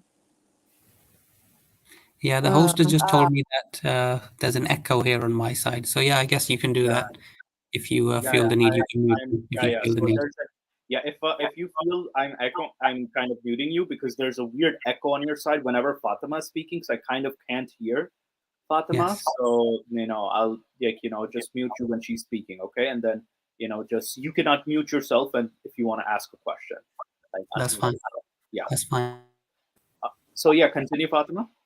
that's that was it basically. It's the hijab itself, the word is mired in Islamic philosophy. And it's again, it's through compulsion that you're wearing it. There's no consent to it. There's coercion involved in it as well. I didn't know. I just want to give you an example of something that I found really heinous, that came out of the Muslim Brotherhood, which is based in Egypt. And this there was an old documentary, I think from RT or something, where they were interviewing people from the Muslim Brotherhood. And uh, at that time, they were coming up with an idea that you can do something haram, Hmm. as long as it has a halal goal, end, you know. So end justifies the means type thing, Right. right? Yeah. And so they instructed men to go out and start sexually harassing women. And if they were to sexually harass women without hijabs, then they would force women to wear it. And this is why, like, you have Egyptian women never wore hijabs unless you were a yokel living in the country. If you're living in Cairo or any of the larger cities, women just didn't wear any hijab, and now everyone wears a hijab. And there Wow. are, if you just look up, I think a few years ago, Cairo was number one in the world, as the most dangerous place for women. And it's there for a reason. There are hundreds of pictures you can see, of women being actively sexually harassed. There was one documentary, and we all know about Tahrir Square, so I don't need to reiterate it, that women were literally gang raped in front of, in the middle of their town, city's center, and in broad daylight, in a crowd. And there would be huge crowds of men going and um, gang raping a woman, in a, and there are videos of this. There's all, there are videos of these things happening. And then there was a documentary where where a Western woman went there, and a journalist, and the amount of sexual harassment that was going on with her because she was not veiled. When she was walking down the streets, there would be crowds of men, 20, 25, 30 men, clusters of them. It was just horrible, following her, like predators. And the camera crew had to, you know, find some way to save her from this crowd. Um, and just her walking past one street would have comments, men reaching out for her, trying to grab her. uh, just yeah, I'll have to find that dog. I haven't seen it for a long time, but Yeah, it's yeah. No, there on it's there on YouTube. I think Um, yeah. Okay, there so we it go. was a very dangerous place for Yeah. women. Again, this is the headquarters of the Muslim Brotherhood, Yeah, and somehow this story rings a bell. I feel like I've heard the story. I hope I'm unmuted now. Yes, I think Yeah, I yeah. am. I unmuted I, you because I think you wasn't there a story, Zain, in yeah, Pakistan that something similar happened in the what do you like call it? this? Not No, I yeah, don't yeah. recall anything like There this. Not was this bad. what do you call it, near the tower, the Lahore, in Lahore, Hmm, basically in Minar hmm, Pakistan, where a girl, hmm, a blogger, was hmm. just like, after like she was taking selfies, Yeah, and then she was yeah, just groped and harassed by an entire mob, and they still yes. ended up like, 400 people. 400 people beat her up. yeah, 400 people assaulted her, Yeah, and very quickly they came up with an allegation that she's sexually involved with someone, and they yeah, started beating her up. They ripped her clothes apart, and she pretty much her life was in danger. She could have died in that situation, but somehow she got out of there. yeah, oh and my, horrendous. Yeah. I think Fatima, you also, I think, I'm guessing you've heard the story or seen this story in the news. And there's this famous Maulvi, like engineer Muhammad Ali. He's like, oh, this was a drama. Hmm, Like he called it like, hmm. oh, this was made up. This was just her shenanigans and not No, like the I mob. don't think it was a drama, man. It couldn't have been a drama. There Yeah, was video evidence. I saw it, like even from the back, you can see that people are literally tearing her clothes off, and like it yeah, No, is this is a proper yeah. sexual harassment of the worst possible manner. It can't be a drama. How can she ask people to harass her like that and beat her up like that? I don't think it It works that way. yeah. It doesn't work that way, and it, this is the job of imams to do things, to lie. Basically, that's what they do. Yeah. And Anyways, it was honestly it was nice hearing your story, Fatma. I've been listening to this from the beginning, and it's quite a difficult topic to talk about, but you've done really well to carry this show. I've been on the show too before, and but I have to say that every time you come on, you do a better job than I do. oh no, come on, thank you. Though it's appreciated. Um, Yeah, I came so on here before to are tell you my story. leaving now? So, So you're leaving well, already? I've had one main question. I just wanted to ask you if you actually think that there's a bright side to hijab. That's been answered. And also, we're getting to nearly the 2 hour mark, so I would assume that the show is coming to a close soon anyway. yeah. I think I Yeah, don't know. we're I wanted to so actually just to finish there was the reason why I talked about Muslim Brotherhood is because Hmm, hmm, my family is from Bangladesh, and there are many yeah. factory workers who as you know, like Bangladesh is probably one of the largest garments produce suppliers in the world, and there are many garments factories there. The women there have to work in very difficult conditions, Hmm, but they earn enough. At least they're earning for, because some of these women have been battered. They run hmm, away from their husbands who are extremely abusive, hmm, or they're just kicked out, by some abusive guy, and hmm, so they have nowhere to go. They come to Dhaka, and then this is the job that they get, and they're able to support their children, hmm, and their families with this hmm, job. So in a country that is so hot and humid, these people hmm, are walking to and fro a sweat factory, a literal, what it's called a sweat factory. hmm, sweatshop. And Tablighi Jamaat, who are basically under the umbrella group of Muslim Brotherhood, they started this because it was an instruction that came. What I really believe this is an instruction that came from them, because after seeing this documentary in Egypt, the same thing happened, that you can do something. Those mullahs were saying the same thing to their men, that you can do something haram to achieve a halal goal. And so go and sexually harass these women when they come out of when they're going into the factories and they're coming out of the factories. And if you do it, they will be right. forced Yeah. into wearing hijabs. and worst thing is that they have been successful in doing so. They're So it, basically, sexually harass them. Do the crime that you're trying to prevent. Go ahead and do that crime. yeah, yeah, that's it. A good way And to stop it is just go ahead and do that crime. yeah, because that's what Allah wanted, for women Yeah, to be veiled. that's very creative. You know, Yeah. if you want to stop a crime from happening, why not just go ahead and do it yourself? Oh my God. Yeah. Very creative, that is. Yeah. It's Also, yeah. some of the fatwas that we get from some of these Islamic scholars, they are very creative too.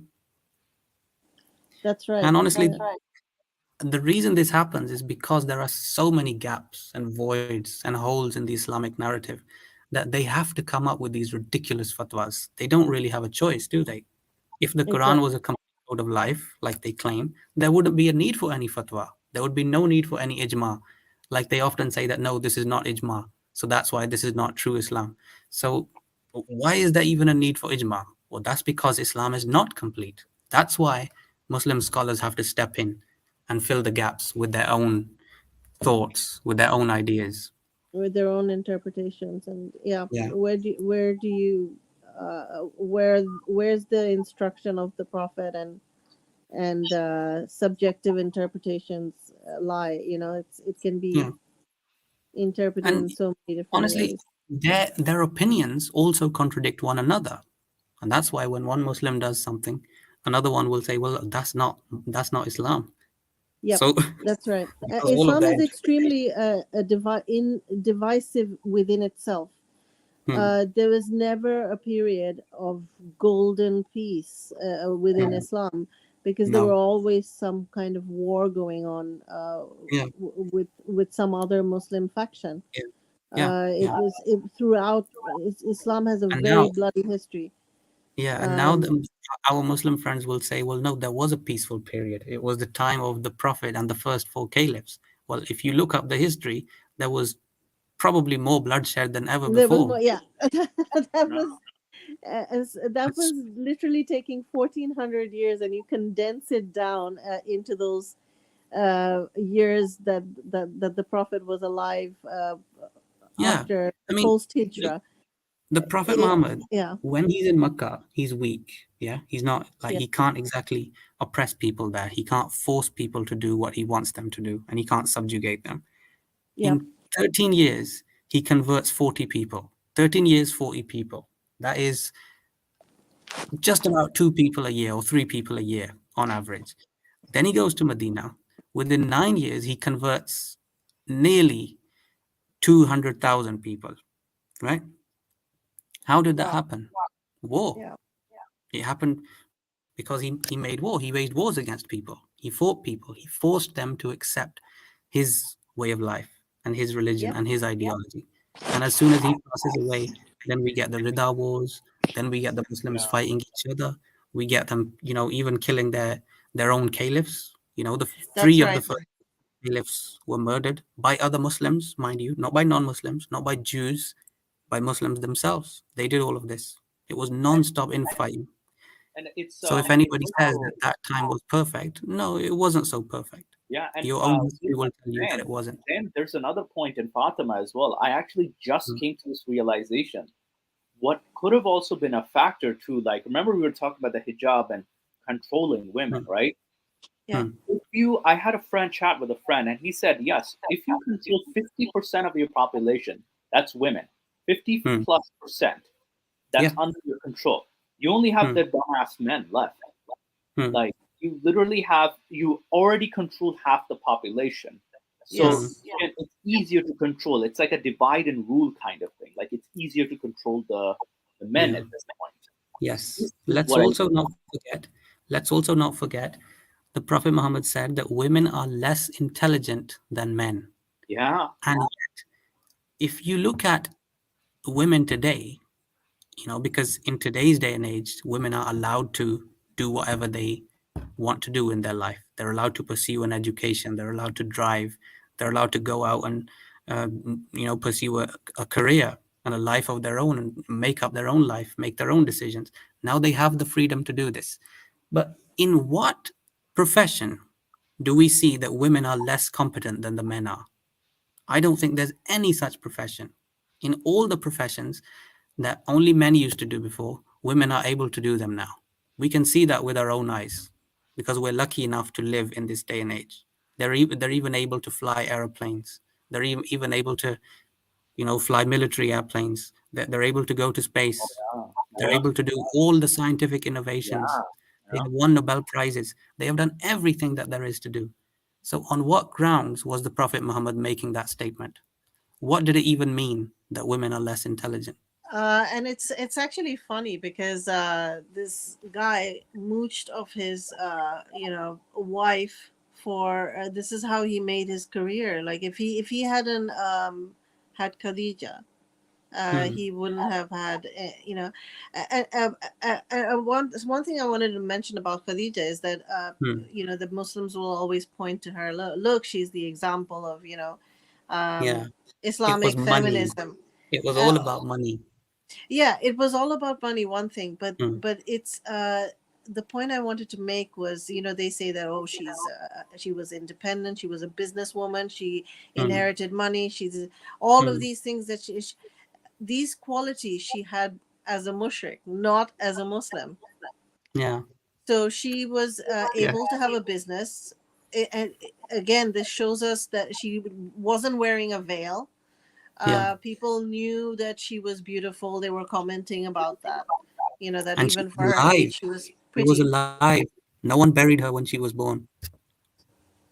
Yeah, yeah. And so this, she got all the rights to own a business, to see men in her tent who are Hmm. non-mahram, Hmm. uh, uh, alone. So without Yeah. any other witness, mahram type people around. And employ She them. She was employing men, right? she That's was how the employing Prophet them. I'm Muhammad not met saying her. that. Yeah, yeah, and it talks about in the Sirah that she used to call Prophet Muhammad into her tent and then do Hmm. business there. Like they would What talk business? about how well, like their business negotiation before it became romantic. It was just like a Yeah, business yeah, negotiation, like how much yeah, yeah, did you sell, and so and yeah, so, and yeah. then so she had all of those under a society which was polytheistic, not under a Muslim law. And all of, if you think about it, all of those have been stripped from, all of those rights that women had in Makkah Hmm. pre-Islamically were taken away because Yeah, she was unveiled. Muhammad yeah, introduced the veil in Medina. She yeah. was a business owner who was able to inherit money and Hmm. uh, After and Muhammad took over, after he yeah, took over, they weren't even without allowed to go out Mehram. to the bathroom on their own. Yeah, so all of these rights were there, and they tried to make it out that people were a lot worse. Yeah, They treated women mm, terribly, but yeah, if they did, then she wouldn't have been such a successful businesswoman. She wouldn't have.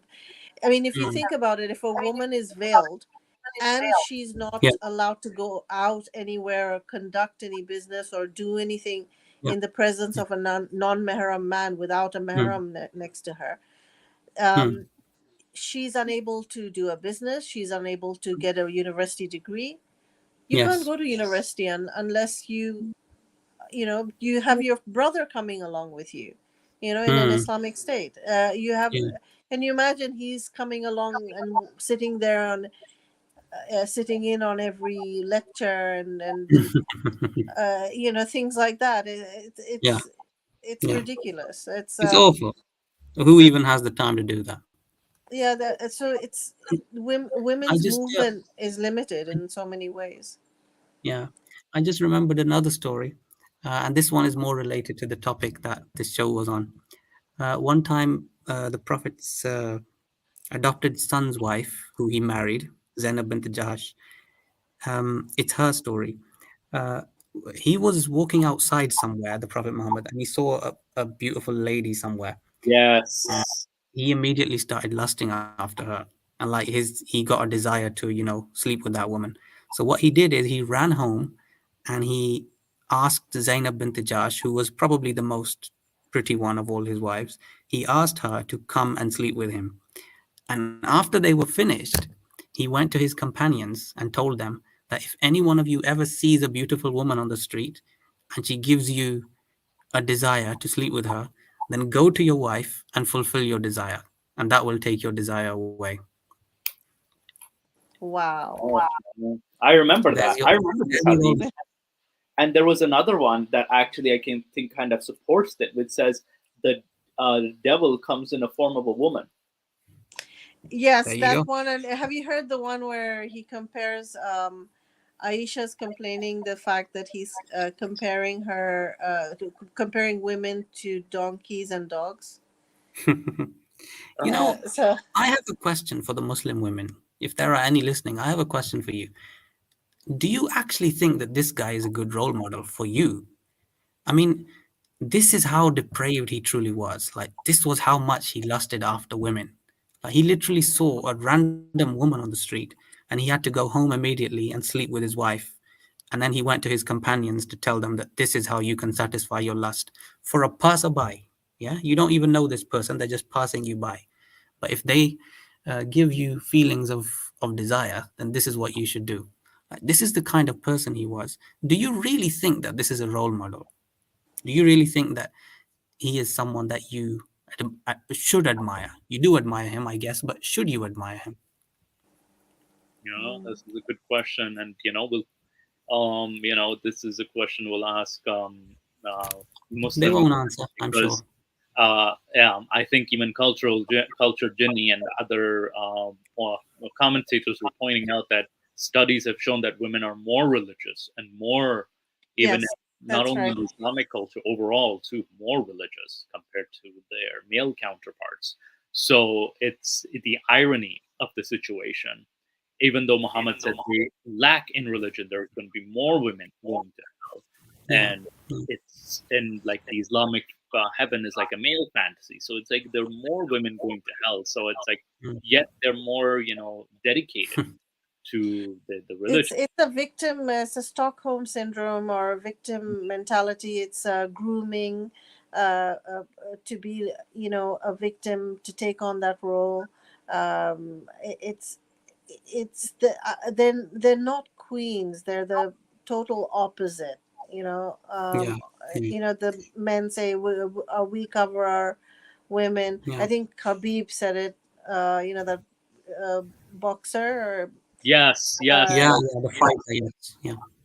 and What did I he think say? that he said that because a lot of people went to Chechnya to Dagestan to see where he lives and everything, and Mm. Mm. all the women are covered, and Ah. you can't shake any woman's hand because some of them would go and they would shake a woman's hand, and then everybody was like, no, you can't shake it.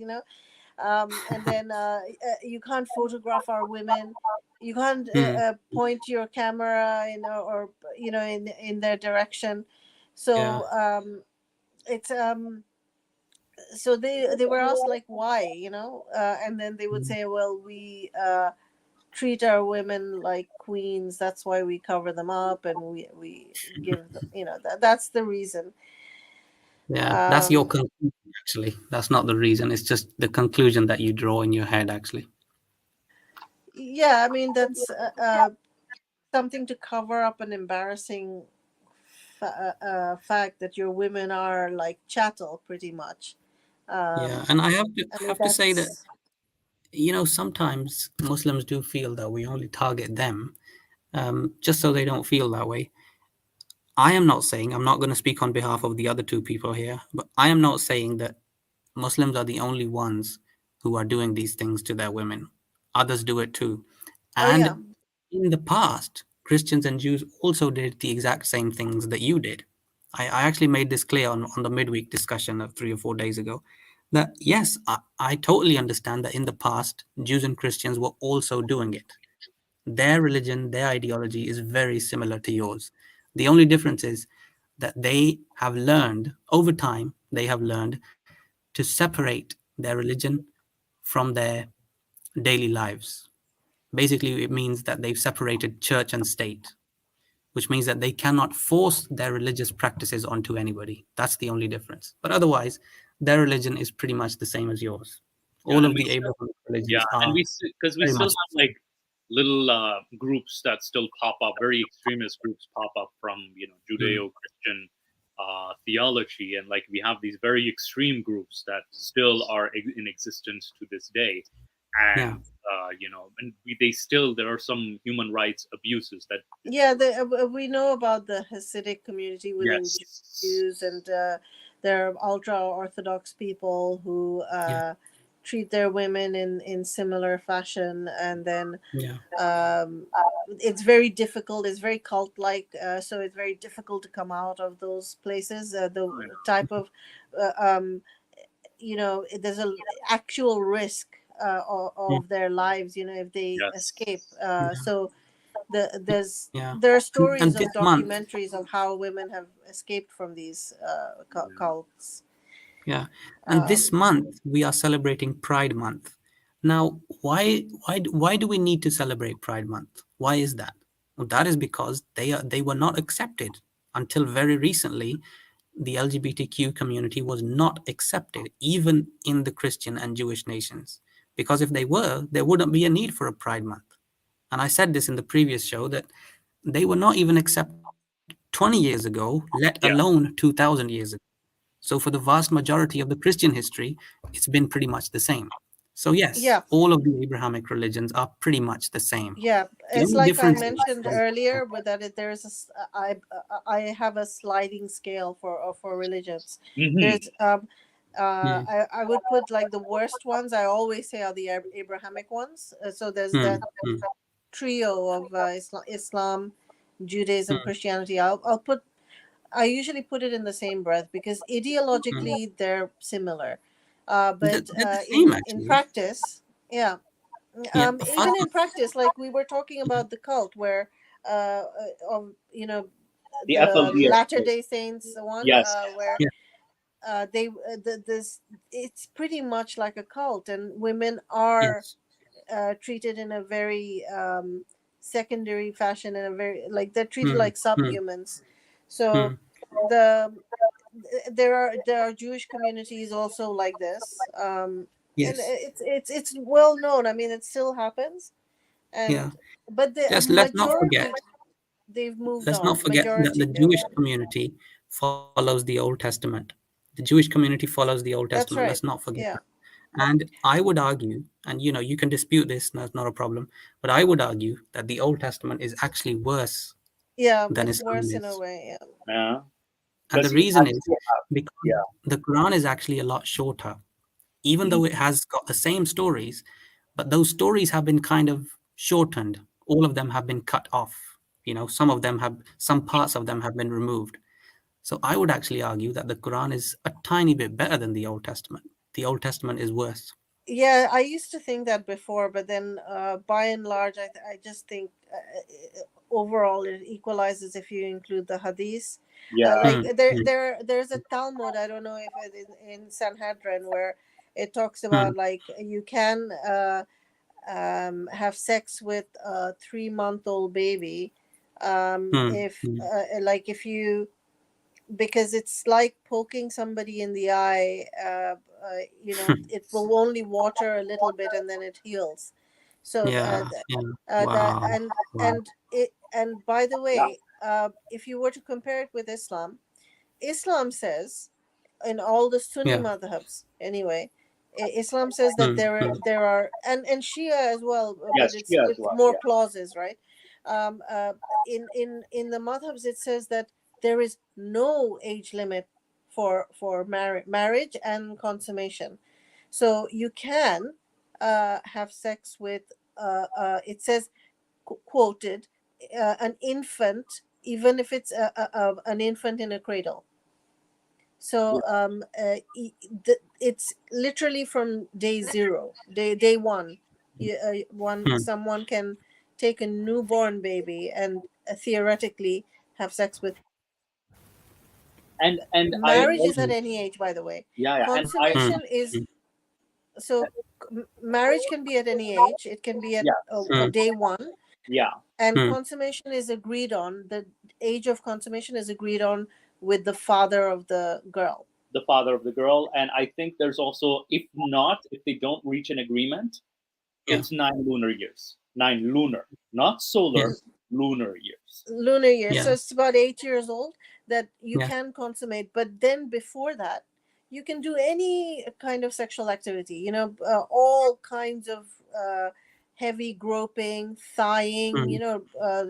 The Ayatollah Khomeini talks about thighing babies, Wow. Yeah, and yeah. the all kinds of Yeah. Speaking of Ayatollah Khomeini, disgusting things, yeah, speaking of sexual abuse. Ayatollah Khomeini, I think a lot of us also forget Ayatollah Sistani as well, of amongst the 12 Shia. And I read Hmm. his rulings that even though it's forbidden to, like, sexually penetrate Hmm. the 9-year-old, the woman, who the girl, who's the little baby who's 9 years old. Hmm. Hmm. Um, Even if you Hmm. do, only if she receives, like she does, you can still, like, she won't be, the marriage won't be annulled or anything like that. The Hmm. husband Hmm. will just have to pay blood money if there are any medical issues.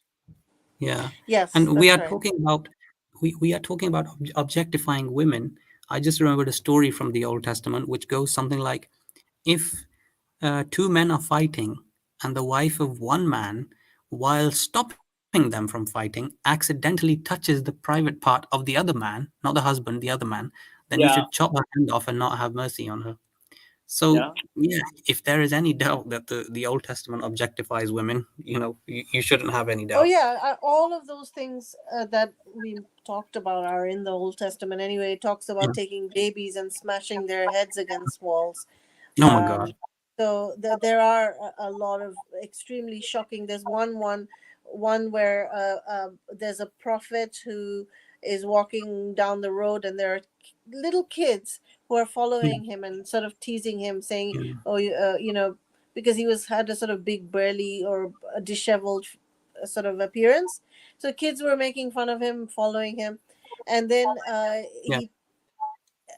God, either he turned into a bear or God sent all He the gets, God sends a bear and he eats the children. he eats the children and tears them apart, and yeah, it's mauls Yeah, them. Basically, they're all dead, uh, because he didn't like the fact that these kids were jeering at him. Little kids were.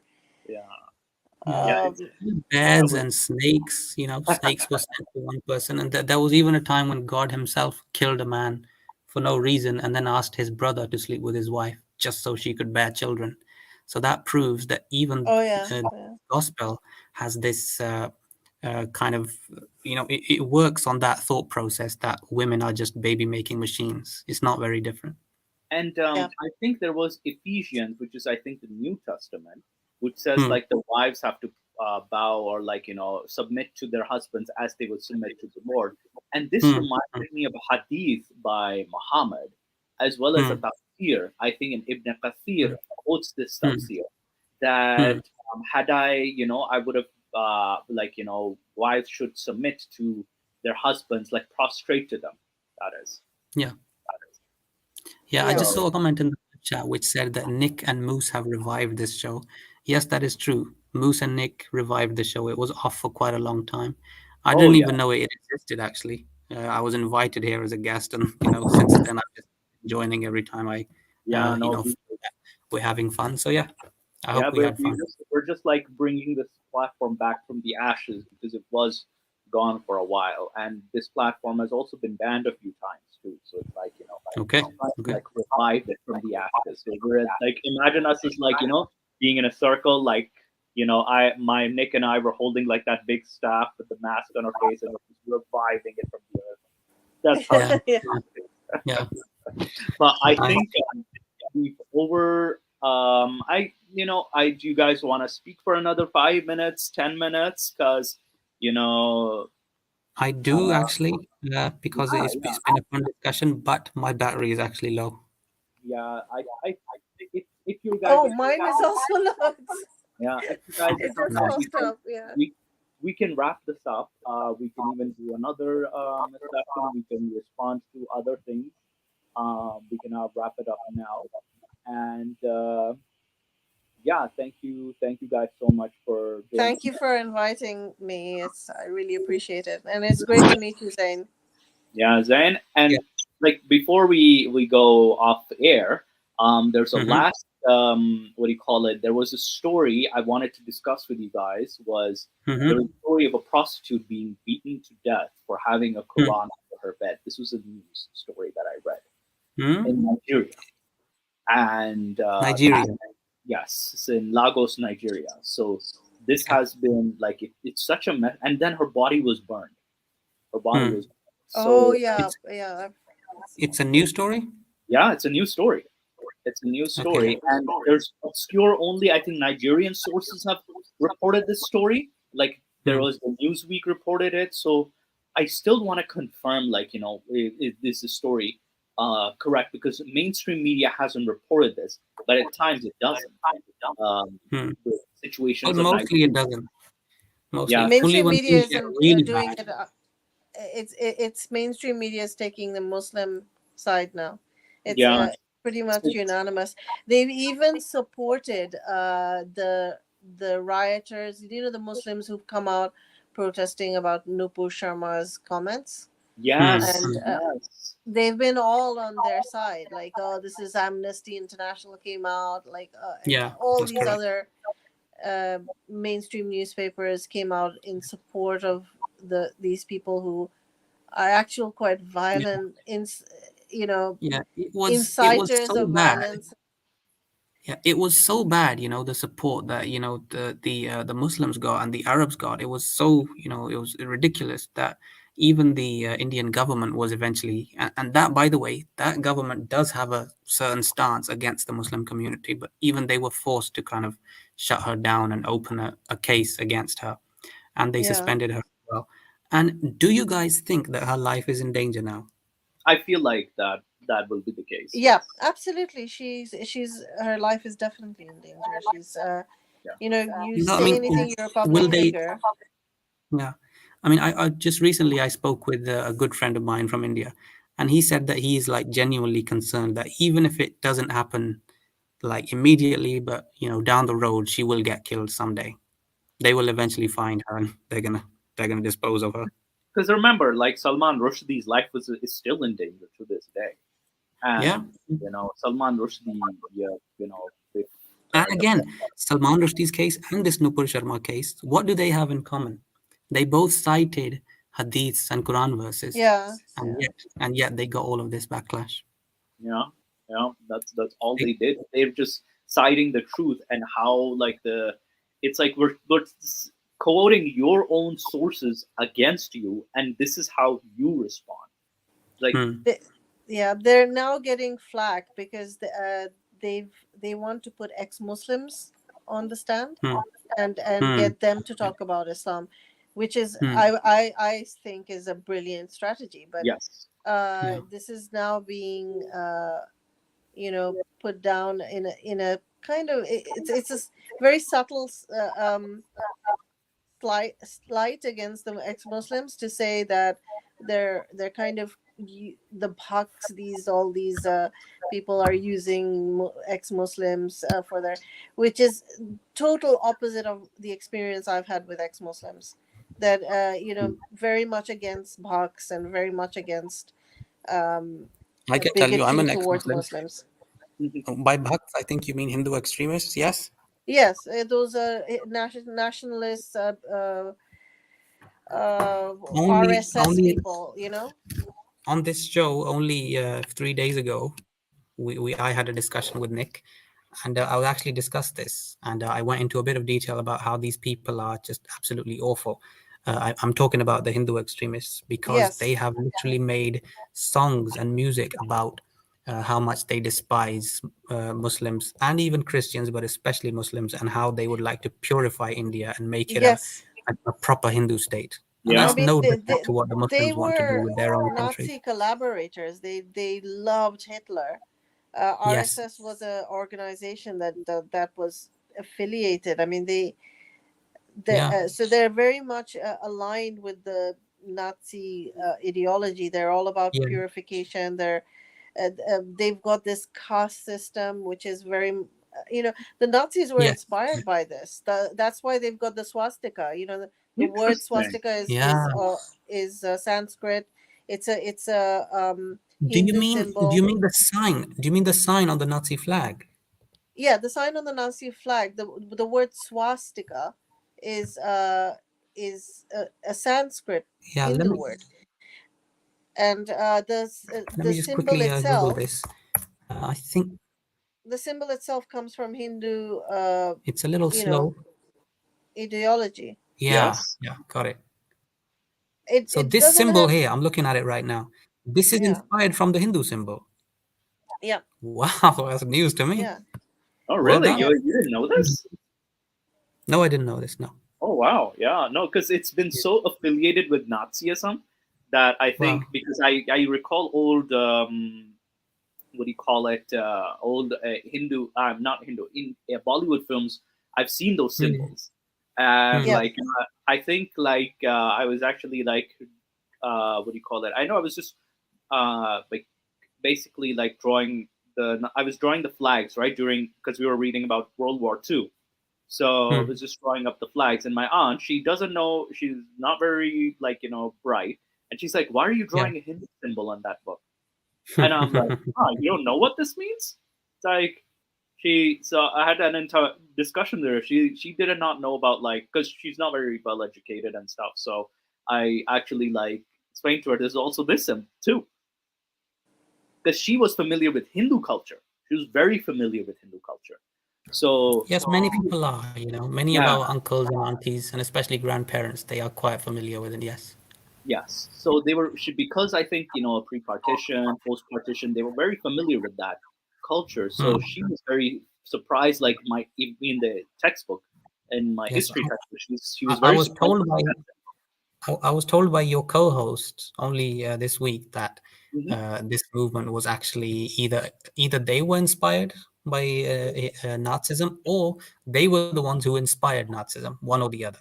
But either Yeah, way, they have a very close connection No, well, with that movement. The Germans were before this time.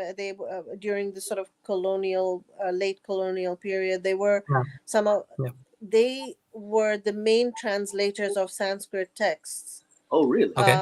and then the English had to learn the German and then retranslate. So there was a lot of Yeah. like Vedas and all of these ancient old texts. Hmm. What do you call Patanjali's Yoga Sutras. All of these old ancient texts have been very um, largely translated into that to the German language. They really loved a lot of that Hmm. Hmm. Indian sort of philosophy. Then the Yeah. word Aryan itself is also Indo Persian. Yeah, Um, it's Hmm. Hmm. Aryan. Aryan also comes from Ariana, which is the old name for Iran or yes, Persia. that's why Right. yeah, Iran, like Iran is the shortened version of Yeah, Aryan. Yeah. Ariana. 'Cause So that Iran means Yeah. literally that, means that land means of the that Aryans. means the singer Ariana is actually named after the old name of Iran. Yes, that is the old name of Iran, Ariana. So Ariana Grande is named after Iran. No, it's Aryan. I think it means something else. Like Oh yeah, her name means something else, but like the name, the old name for ancient name for there's two name there's two or three names. Ehran, there was Ehran, Mm, there was Ariana, like one of the old mm, names, and then there was yeah, Iran Shah as well. yeah, So there were yeah, three different names Iran used to have. Persia yeah, came from yeah, yeah. Persepolis. So the For Greeks used some to be odd close. reason, Yeah. I keep remembering, how we have our debate groups, and like even Fatma here, she's the admin of one of them. Yes. Uh, Yes. about a year ago, there was another debate group that we were a part of, and I made an announcement in that group, and I said basically that it's unproductive for Sunni Muslims and Shia Muslims to fight each other in these debate groups, Because if you're going to have discussions with each other, and if you're going to call each other kafir and non-Muslim in these groups, then it's going to make our discussions unproductive. Because how are we supposed to know that which Muslim is the true kind of Muslim? Because we Yes. talk with all of you. We talk with the Sunni brothers, we talk with the Shia brothers. So Yeah. you should not fight with each other. But I just made that announcement. And in response to that, only within the next, say, 2 hours or something, those guys were literally swearing at each other's mums and sisters, and they were asking for each other's address. Like they were saying, like, tell me your address, I'm coming to see you. Like Oh my. that's what was happening. Within the next 2 hours, that's the stuff that they were doing. Wow. Oh, there are a lot of And I Shia don't know why haters this in is our popping group up as in my head well. again and again. We have Yeah. mainly Sunni Salafis, and they really are haters of Shias. Yeah, Yeah. and don't forget that Salafis are not the only kinds of Sunnis. They Yeah. claim to Yeah. be the real Sunnis, but there are others too. They'll say, no, we are the true Sunnis. Yeah, because Yeah. there's Shafi, there's Barelvi, there's Deobandi. Deobandi, there's Mm. Wahhabi, there's what do you Mm. call it? Hanbali, Hanafi, Shafi, Maliki, Yeah. Malikis, and And Zahiri. even these, the ones that you mentioned, even these are split into further branches. Yeah, Yes, of course. Yeah. Malikis, and there's a fifth branch people don't talk about called the Zahiri. They're a minority, but they're Mm. I think either they're and then they're either in Oman or they're somewhere in Yeah. one Arab state. But Yeah. we were looking into their rulings about homosexuality, and very similar to the other Sunni schools of thought. So Mm. people tend Yeah. to focus on the main four, but they forget about Zahiri, which is the fifth Yeah. one, Yeah. and also has similar rulings as well. Yeah. And You know yes, what? I used to think that the Sufi branches were all peaceful because of the kind of Sufism that was a trendy Sufism of New yes, York and everything. But I didn't realize it was actually a very military faction as well. I yeah, mean, certainly in Bangladesh, it presents itself like yes, that. yes, They're culture, very Yeah. yeah. fundamentalist. Yes, Yeah. culture But really corrected me here. Oman is Yeah. Ibadi, so there's an Ibadi sect as well. yes. And Yes. then Yes. Deobandi is extreme. You are correct. Extreme Hanafi. So Hanafi Yeah. extremism is Deobandi. Yeah. So yeah, Yeah. thank you for And all the of these people, clarification. Yeah. all of these Muslims, they claim that we have the real version of Islam. And you Yes. know the story that I was just telling a minute ago, honestly, it just comes back to my head again and again because, you know, in the Urdu language, it was so funny, the things that they were saying to one another. You know, like how I said that they were like literally abusing each other's family and they were calling each other Yeah. out on the street. In the Urdu language, it is so funny the way that they were Yeah. saying it. I couldn't believe it. I said, look, we're the atheists here. They're the Muslims. They've never said anything like this to me. Look Yeah. at the Yeah. stuff they're Yeah. saying to each other. I can't believe That's this. right. There's more hate there between. Yeah. There's more like when there's takfirism. Yeah. There's a lot more vitriol. Yeah. And Because then they there's just think, oh, we're the lost ones, you know. Forget about it. You know, they're like, you know. Yeah. Oh my The- God. Oh my yeah. God. I saw might those move. comments and I was like, are these the united 1.62 billion Muslims of the world? Like, I thought this was the fastest growing religion, and then this is, they're just right at each other's throats. I think Wow. Fatima lost connection or something like that. Okay, yeah. Well, and I just want to quickly add, we forgot about the one sect which has been kicked out of Islam. That's the Ahmadi sect. Ahmadi sect, yes. The Ahmadi Yeah. sect, yes. Which is kicked So out. let's finish I'm it just off with the gonna- Ahmadi sect. Yeah, I'm just gonna message Fatima, just real quick. I'm She guessing. told us that the battery was low. Hey, did your battery die? Or battery Yeah. die? It Yeah. died. It might So- have. She told us. that might have our battery was died, low. or it's okay. We'll wrap it up. So it's okay. We might go to Discord. I might even if you want to further discuss. I think I think this is a good time to wrap it up. I know very awkward ending, but you know what? We'll try to have Fatima and yourself, Zain, as well over again. Yeah, You guys yeah. have amazing what do you call it? Yeah. Stories to tell. You have, what do you call it? Because we also want not only more ex-Muslims, but also more female guests too, as well. Female guests, because we barely get a woman's voice, because we need that. And yeah, someone nominated Fatima as a future host for Jinn and Tonic. You know what? We'll have that discussion. I wouldn't mind necessarily. If Yeah. we ever need a female panel, that is Yeah, an all female you can panel. discuss that with her, but I just want to ask you, were you able to cover everything that you needed Oh, to cover definitely, today with Fatima? definitely. Everything to cover. If there's anything I forget, what do you call it? I'll try to we'll do a midweek discussion or something like No, that. I mean, all I want to say is that were you able to cover everything that you wanted to talk about with her? Oh, definitely. Most of the things we covered. Most of the things we covered. So it's Mainly okay. the It's topic was okay. yeah, yeah, It's okay that she's perfect. gone. I guess it's not a problem. Yeah, no, not a problem at all. So it's like we Hmm. covered most of the things, Yeah. and yeah, we covered everything almost. And no, I'm So guessing the yeah, battery is low, and so we'll yeah. actually, the audience should say thank you today because we've gone 20 minutes over. Thank you to the audience as well for sticking around. Thank you, Drastic Measures, Culture Ginny. Thank you, guys.